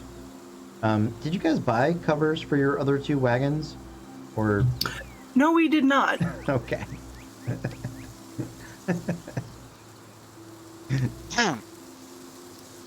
So you continue to get wet, but you are... Go ahead. I would like to be in a covered wagon, please. I will guard our equipment and goods from the rain, along with the cover. Sarai's sitting in the back of one of the uncovered ones, just like playing in the rain. Like the parade isn't down. No, you have to play sad songs so that nobody knows if it's tears or rain. It's the perfect opportunity. It's all of her Lana Del Rey covers, yeah. Yeah.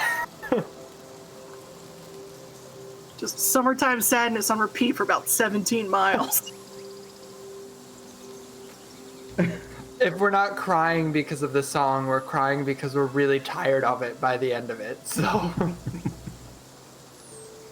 Clever Stitch, as you attempt to hide in the covered wagon to guard the things. Screamers would like to remind you that this is Screamer's job and Screamer's kingdom. But what if I told you that it's extra dangerous outside right now, and I would like to be your underling for the next until it stops thundering? Screamers accepts you as an underling until the time of our 30-day review. However, Screamers would like to remind you that licking yourself is an unacceptable way to bathe, and you should clean yourself appropriately. I will take that into consideration on note day. All right. You may guard this. And he'll Yes. like point you in a direction. I will sit on it.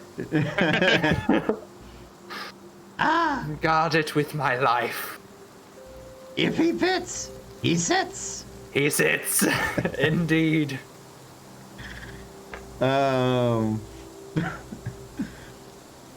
As you guys begin to stretch out and travel the days beyond the split in the road, the signs and evidence of Knoll attacks begins to fall away. There are still some signs of like scuffles and battles. Skirmishes, battles is too great of a description for what is happening. But you can definitely tell that the Knolls live in and among those hills, and this is a bit far for them to attack directly. But when you get within about 2 days outside the nearest point of 4 Point Farms, you begin to see some evidence of something else. And it's a bit odd. It looks as though there have been some of these outer fields where there have been trees and things like that. You'll occasionally find felled trees and large patches of grass that have been overturned, almost tilled or twisted, but it looks as though there's just large areas that have been disturbed, and you can see sort of these massive like gopher holes almost. Yeah. And at first you were like, well, that's a little odd, but after the split in the road, you see a little bit of them. It's on that second day after the split, and you're about a day and a half, 2 days from 4 Point, that you start to see these a little more frequently, and they begin to catch your attention. Are you guys ignoring them completely? Or are you just staying on the road? What would you? Okay, go ahead. Yeah, I was gonna ask if I could try like a nature check to figure out what that was or what could have caused that. Yeah, let's start with a nature check, please. I believe in you. Well, nature or survival, just to so I do the right one. Let's do nature. If you want to start like tracking or digging into it, then we'll do survival. But for just pure knowledge, nature, please. All right. And I heard Saride, so that's a D8. Yes. Yeah.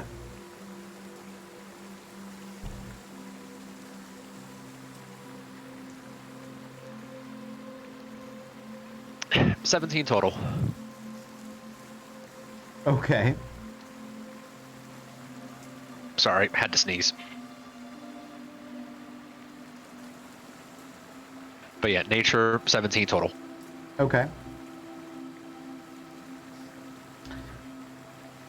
So.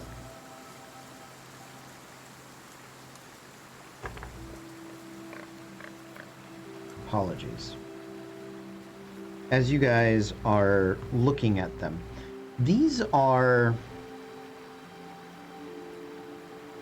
things that dig underground like this. There are usually some rodent creatures that are natural.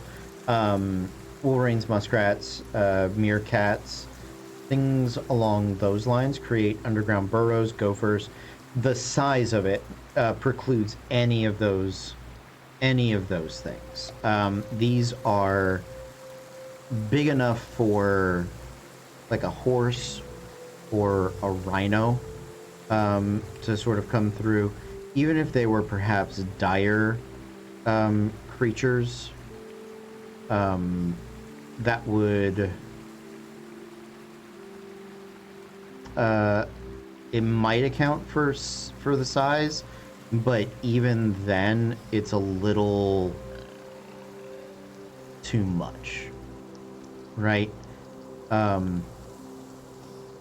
If you want to get closer to the disrupted earth and things like that, make a survival check, see if you can gather some information that way about it. You are welcome to do so.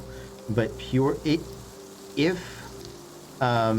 were looking for something in nature that did this, like a dire badger, dire gopher, dire, I don't even know if these animals come in dyers, but if they did, bullet, Cody. huh?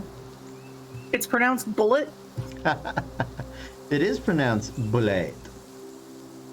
There's one L and two purple T's. Bullet.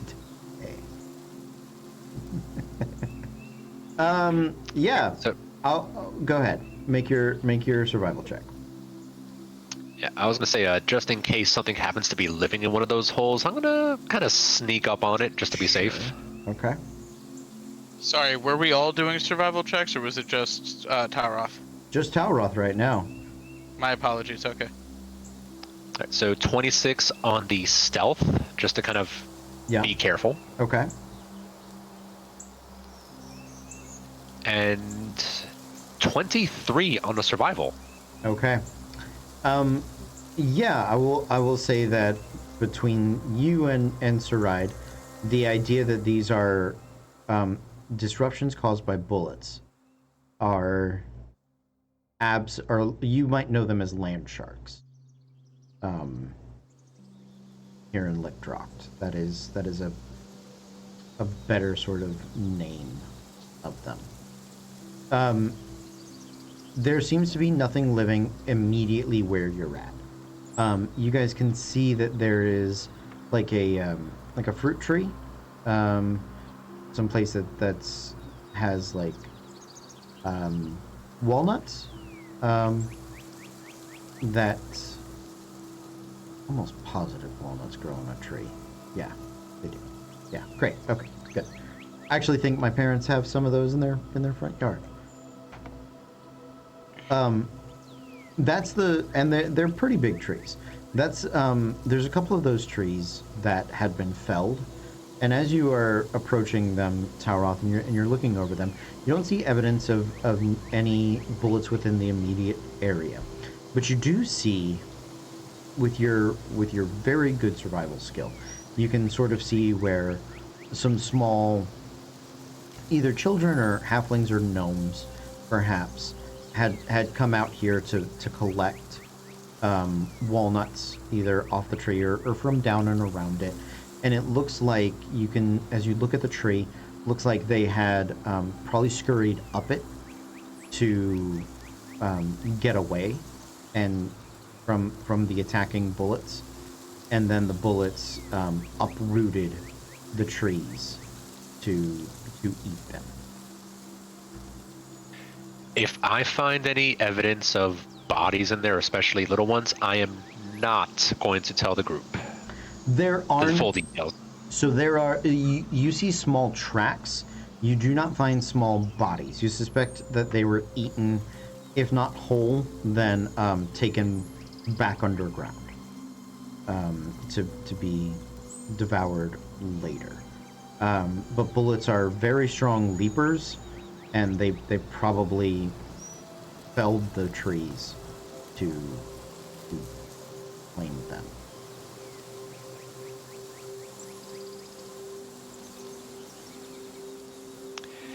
Yeah, I'll sneak my way back and let everybody know. So, got a bit of good news, got a bit of bad news. What you want first?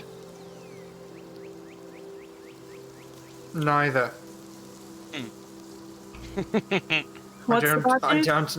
I don't like this. Well, the bad news, yeah, it kind of looks like we got some land sharks in the area. We might want to watch where we step.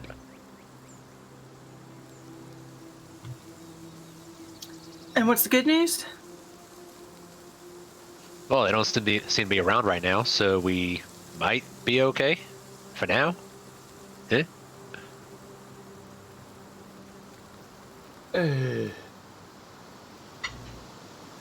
Oh, come on. At least it's better than just saying that we got like 4 right behind us and we got to book it right now. I mean, that's fair. Can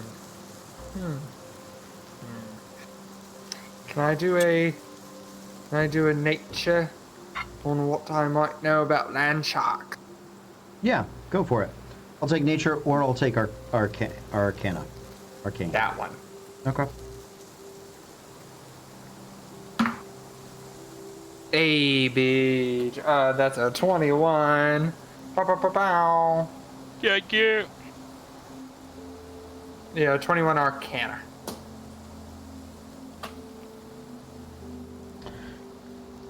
You know a few things about bullets. One, they are monstrosities. They were created by mages in a lab by mixing snapping turtles, armadillos, demon blood, and meanness. You know what? That's fucking fair. Sugar, spice, and everything nice, and a little bit of chemical X. Yeah. Yes.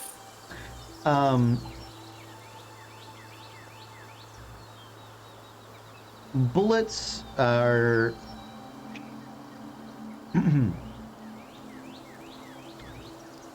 bullets are carnivorous. So anytime that you've seen them, they've probably been hunting people or game. They prefer humanoid flesh because they were originally. But these bullets are probably born. These bullets were probably not made. At least that would have been your initial thought. Here's the odd thing about these bullets in particular. Bullets usually hunt about a 30-mile area around their nest. You've seen these bullets stretch beyond, a little beyond that, because you started seeing them about a day ago. So, so something or someone is driving them to hunt outside of their normal comfort zone. Alright, well, I have some even worse news. There's probably something worse than land sharks, and I don't know what that is.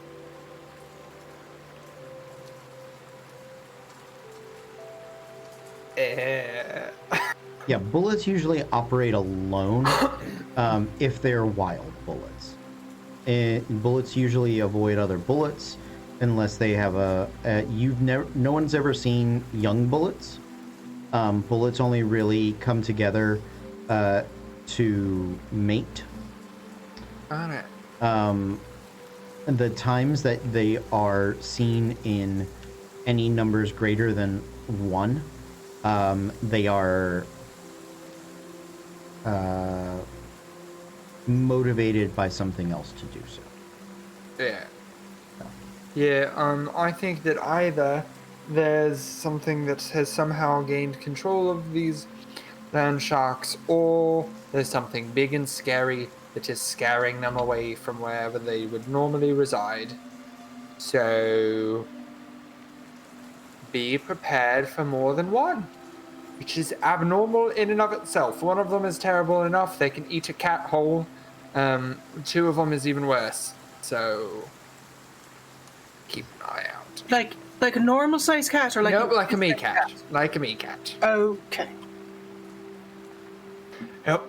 They are terrible, god-awful monstrosities. Sharks are scary enough, land sharks are even worse.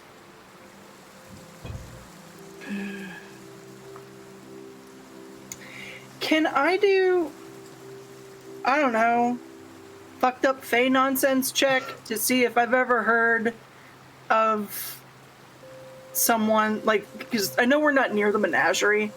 Does this sound like something that, I don't know, someone would try hurting them? What's your intelligence modifier? +2? Okay. Are you trained in history or arcana, arcane information? Both. No, both. Okay. You don't need to roll. I can tell you. Bullets would not be something somebody would try to keep. Not for the sanctuary. They don't originate in the Feywild, so there's no reason that they would attempt to create some sort of like sanctuary for them in that respect. If somebody is controlling them, it is for a like extended magical purpose. So you don't suspect that they're like. It seems to be an active plot. If not, the bullets would have separated and gone different ways.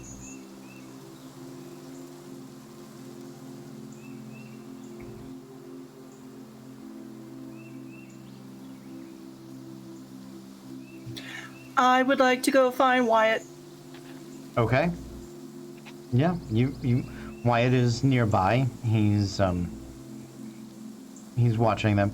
He's one of the few members of the exploratorium that's on the ground. Everybody else, when sort of heard the word bullet, and we're like, nope, we're gonna tremors our way up onto a cart. I am going to specifically keep an eye on Screepers and see what he does. Okay. Yeah. Yep. Watch the canary. Yeah, I just want to make sure Wyatt knows what's going on. Also, Master Wise, do you perhaps want me to start the game? As soon as the pieces have been formed, I would absolutely like you to start the game. It seems they're still molding themselves. Excellent. That's not disconcerting at all. Do you know anything about this older version? I can't remember. It's a more personalized version of Dragon Chess. They initially were made of pieces representing individual dragons, and individual figures, the capabilities of which would dictate the piece's ability to move or claim tiles. There's also, unlike traditional chess where it is purely an effort to capture one's king, there is a territory control aspect of it. How many pieces are there now? I realize it's not finished, but I know that there's a Saride piece. Mm-hmm. On the Saride side, Mm-hmm. how many other pieces are there? At the moment. My question is it making up our party? It is. I hate it. Thank you. Okay, cool. It is, yeah. The pieces are not finished, but you can start to see there are some clear distinctions of your party members that are being shaped. I'd like to think it's the entirety of us, and then there's just an empty space for Tauroth should be. It's just the base of a piece, but nothing there.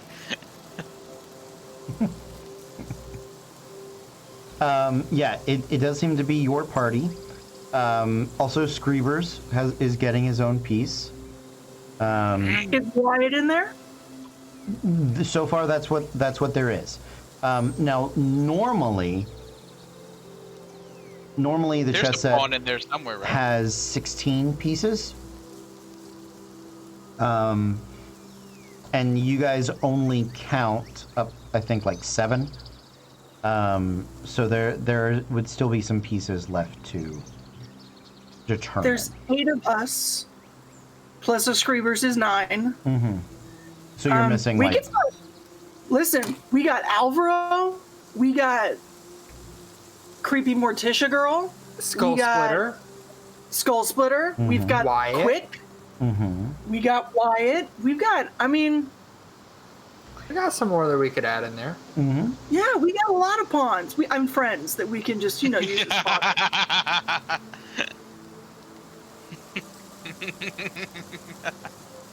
so. Oh my god, don't ever tell Fike I called her a pawn, Jesus. You will be turned inside out like the Keybird. Oh, why you gotta bring that up? Look at me keeping my mouth shut. I'm so It's proud okay. of me. It's okay. Don't worry. She'll never get to you again.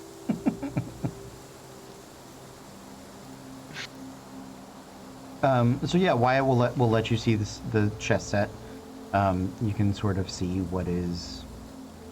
what's shaping out of them. She's visibly frightened.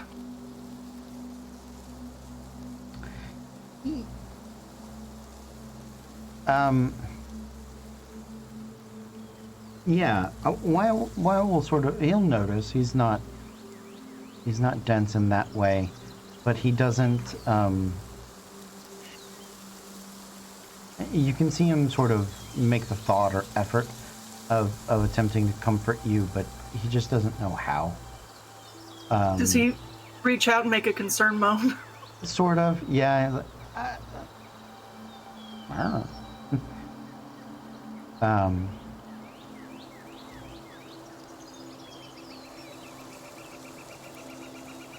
Well, we did know that these would be wild lands, and so far between the gnolls and the pteranodons and the hobgoblins and the bullets, they haven't disappointed. Well, I guess so long as you're getting your money's worth, eh?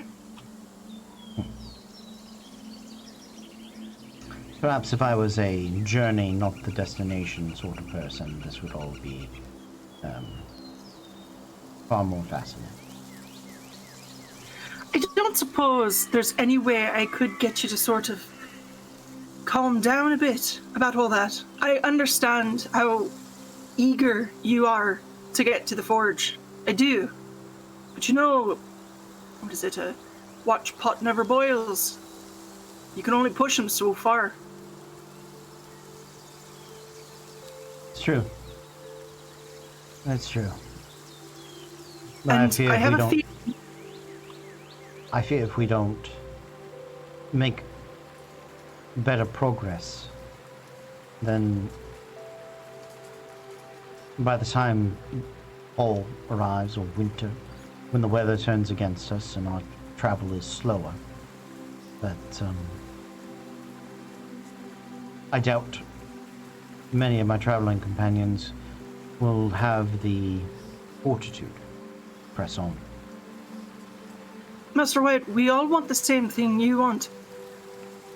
We all want to get there as quickly and safely as possible, but if you keep, I don't know, pushing yourself like this, you're going to be useless to us.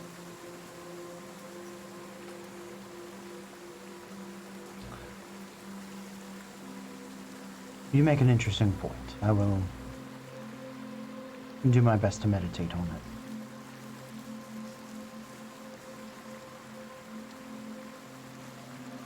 If you ever want a friendly game of normal chess, let me know.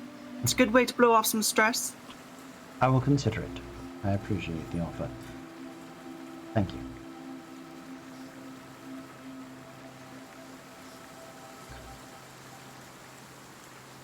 As you guys continue down the road, another day or two passes. You can see the variety of attacks that have harassed 4 Point Farms. Different bullet scene, fight scenes, things like that. On the dawn of the third day, you guys, with the sun at your back, see the cooking fires rising high into the sky at the horizon. By mid-morning, you're approaching what is the wonderful town of one. One of the 4 points is, as the sign reads, beyond it, the fields of 4 Point Farms. It is a small town, sort of a village hamlet, maybe 100 people. It has a small gathering center, and around it you can see men working, field hands. In the midst of summer, you guys are almost 28, 29 days since you left. And you're coming into the month of Champions almost. So you're at the end of Exalted Champions, if I'm not mistaken. They seem to be building fences, or perhaps a better description is felled trees sharpened to spikes, that they are reinforcing the defenses of 1 Point of 4. As you guys come passing down into the road, you are met by a matronly gnomish woman whose blonde hair has begun to streak white in places, and she has sort of wrapped them high into a beehive-like bun.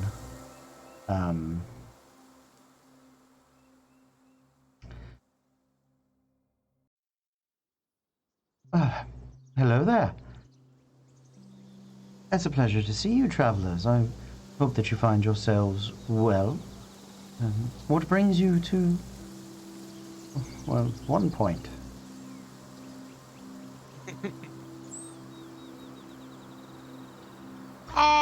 Hello. We're actually, we're on a very long journey, and you just happen to be a lucky stop on the way. Oh, well, that is Fortuitous for you. That is correct, yeah. You are not wrong, Master Bird. Sirach. Sirach. Sorry, I never introduced myself. My apologies. My apologies.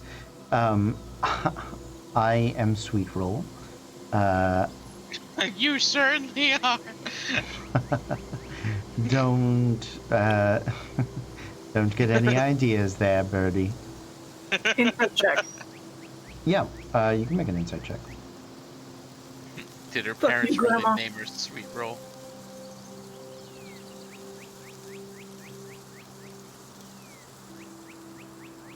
$19. Yeah, she is in fact named Sweet Roll. Yeah, her name is Sweet Roll Flowerfields.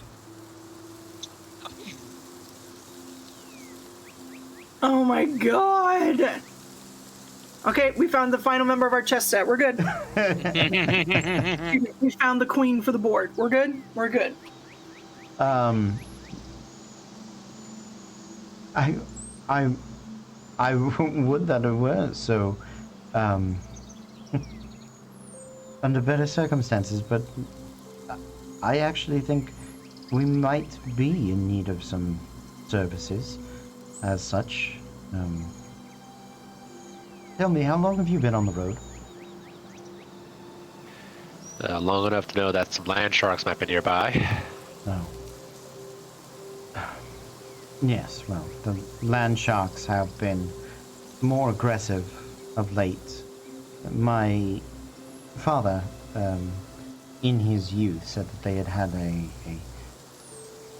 rousing mating season.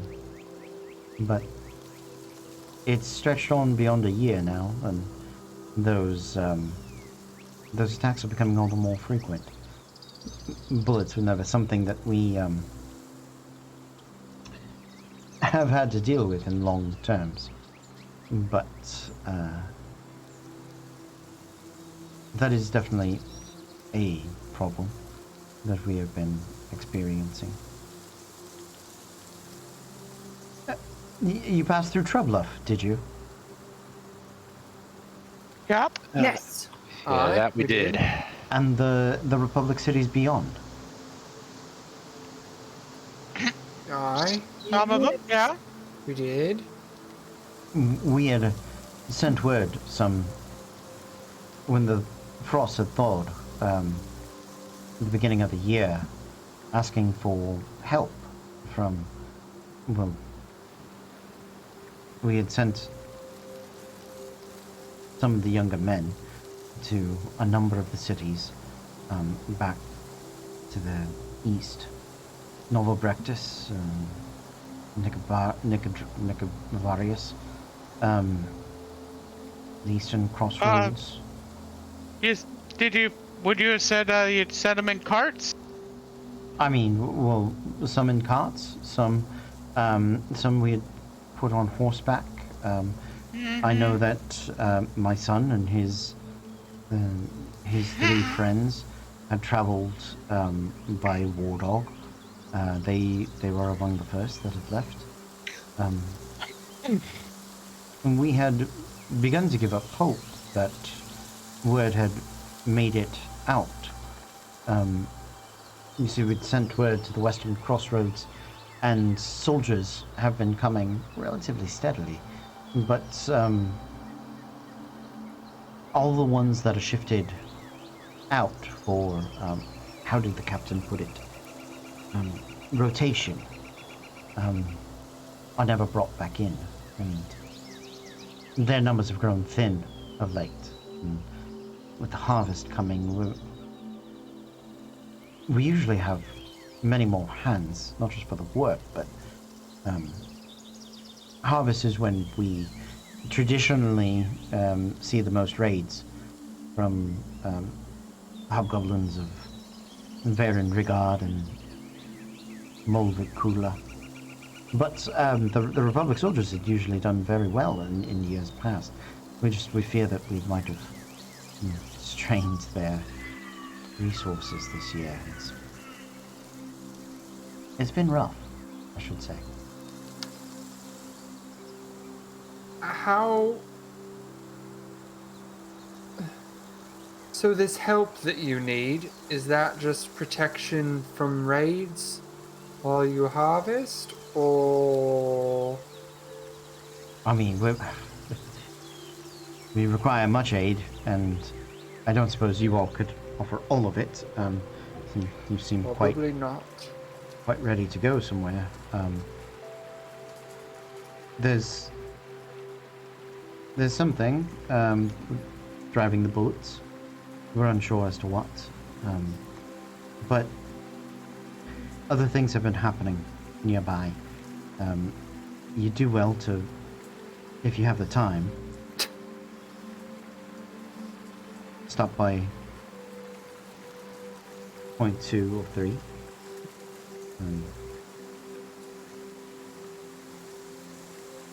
The raids of the bullets, all of these things have brought to town, honestly, what I'm far more worried about. there's a traveler that has come to town, claiming that he could save each of the points and the farms that are guarded within it, that he could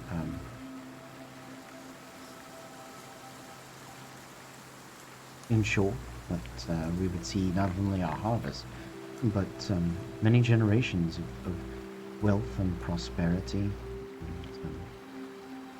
And, well, he promises the moon and the sun and all the stars in the heavens, and unfortunately many of my friends and colleagues are... How should I put this? Think he's Desperate. full of bullshit? Perhaps in years past they would have, but What is this gentleman's name? he calls himself Arthur Hayden. What does he look like? And is he traveling alone? Oh my god, it's not Starsong. No, he's dead. No, he's not. They resurrected him. It's Volden. Ah, We're pretty sure. damn it. Arthur Hayden is a young, tall, humanish man.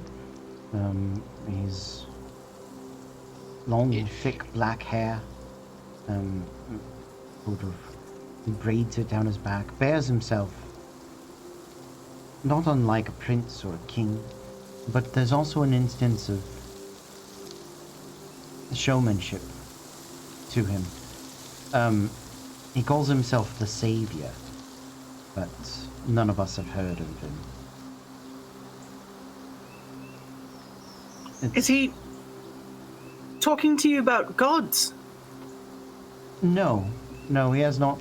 He's not mentioned gods in any great way. Although he speaks of the value of the harvest, of the potential for 4 points to be important. He's attempting to barter for a portion of our food, and usually that wouldn't be a problem, but with fewer hands we have fewer crops, and with the growing populations back east we have rather high obligations. Of course, if we can't deliver any of them, many of those people will starve, and if we give him his share, we'll profit nothing for the season. Is he here, or is he at one of the other points? He had been here a few days ago, and I believe he had planned to travel to the southern point, point 2, 4, then up to point 3, then on to point 4, attempting to gather a consensus among us. We do have some sending stones between the villages. We could ask as to where he was.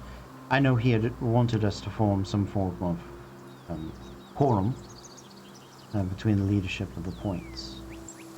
We do on occasion. You understand, the fields, the farms, in the midst of the points are really the value. And we on the outside are transporters and traders, and we offer what protection we can. But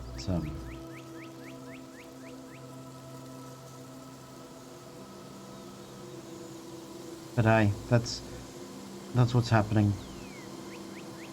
If you all could help alleviate some of the pressure that we are feeling, then perhaps my brethren, my sisters, in the other farms wouldn't be so eager to sell themselves into a servitude. We can certainly do that. I'd appreciate it. You all look hearty and whole, and I'm not sure where you're going, but it looks as though your wagons could use a little work, and we do have food, we have some tools. If you wanted, we could also send word to the Western Crossroads. The commander there does commander of the northern, of Tower 12 and Tower 9. Sometimes they'll send us military aid and things of the like. And we can get some stuff in. Depends on how long you'd be around for.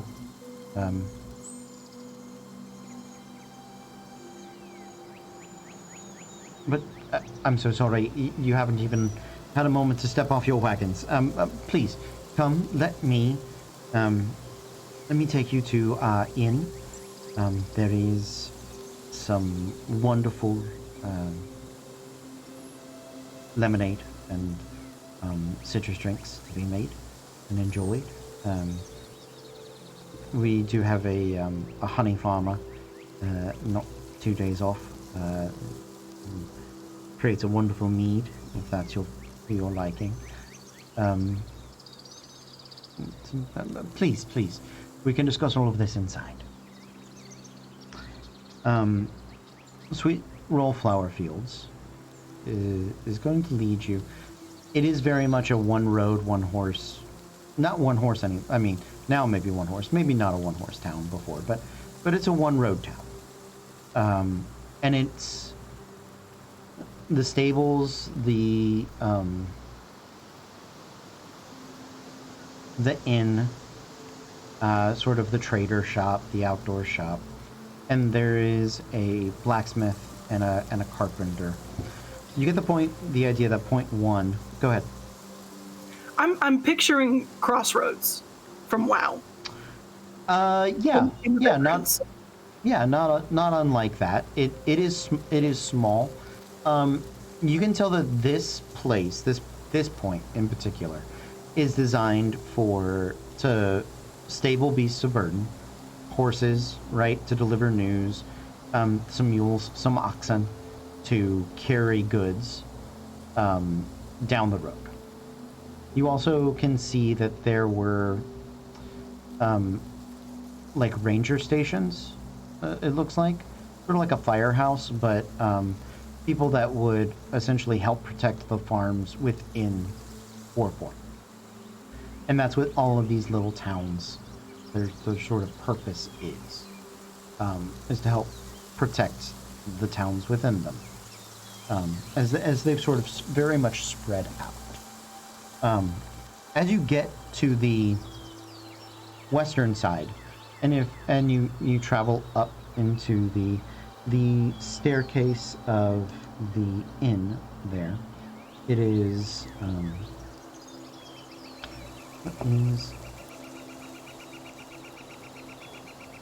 the Burning Candle Inn. It's got sort of like a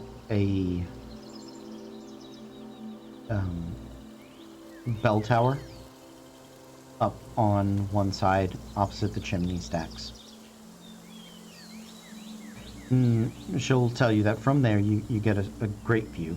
If anybody would like to take a look at it, you can see out, as far as the eye can see, there are just rows and rows of farm land, some of it dedicated to animals, some of it dedicated to vegetables, and none of it dedicated to minerals, because that's not how that works. Damn it. I know.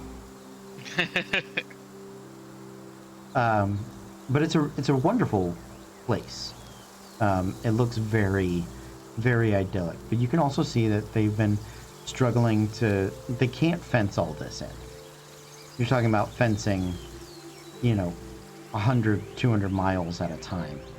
And you can't build a wall that long.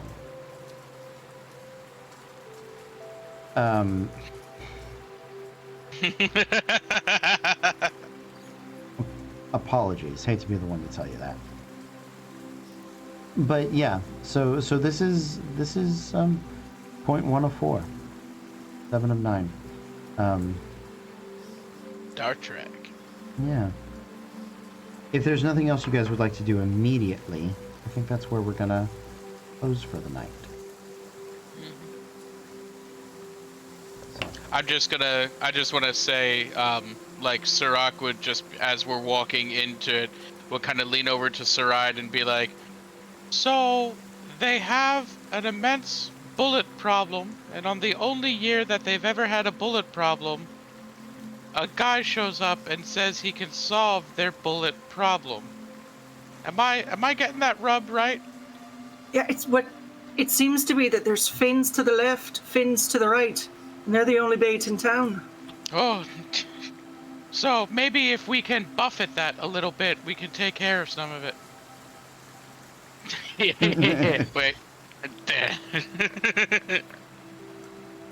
Oh, wow. All right. That one I was sitting on for a while. Yep, Land Shark, what can you do?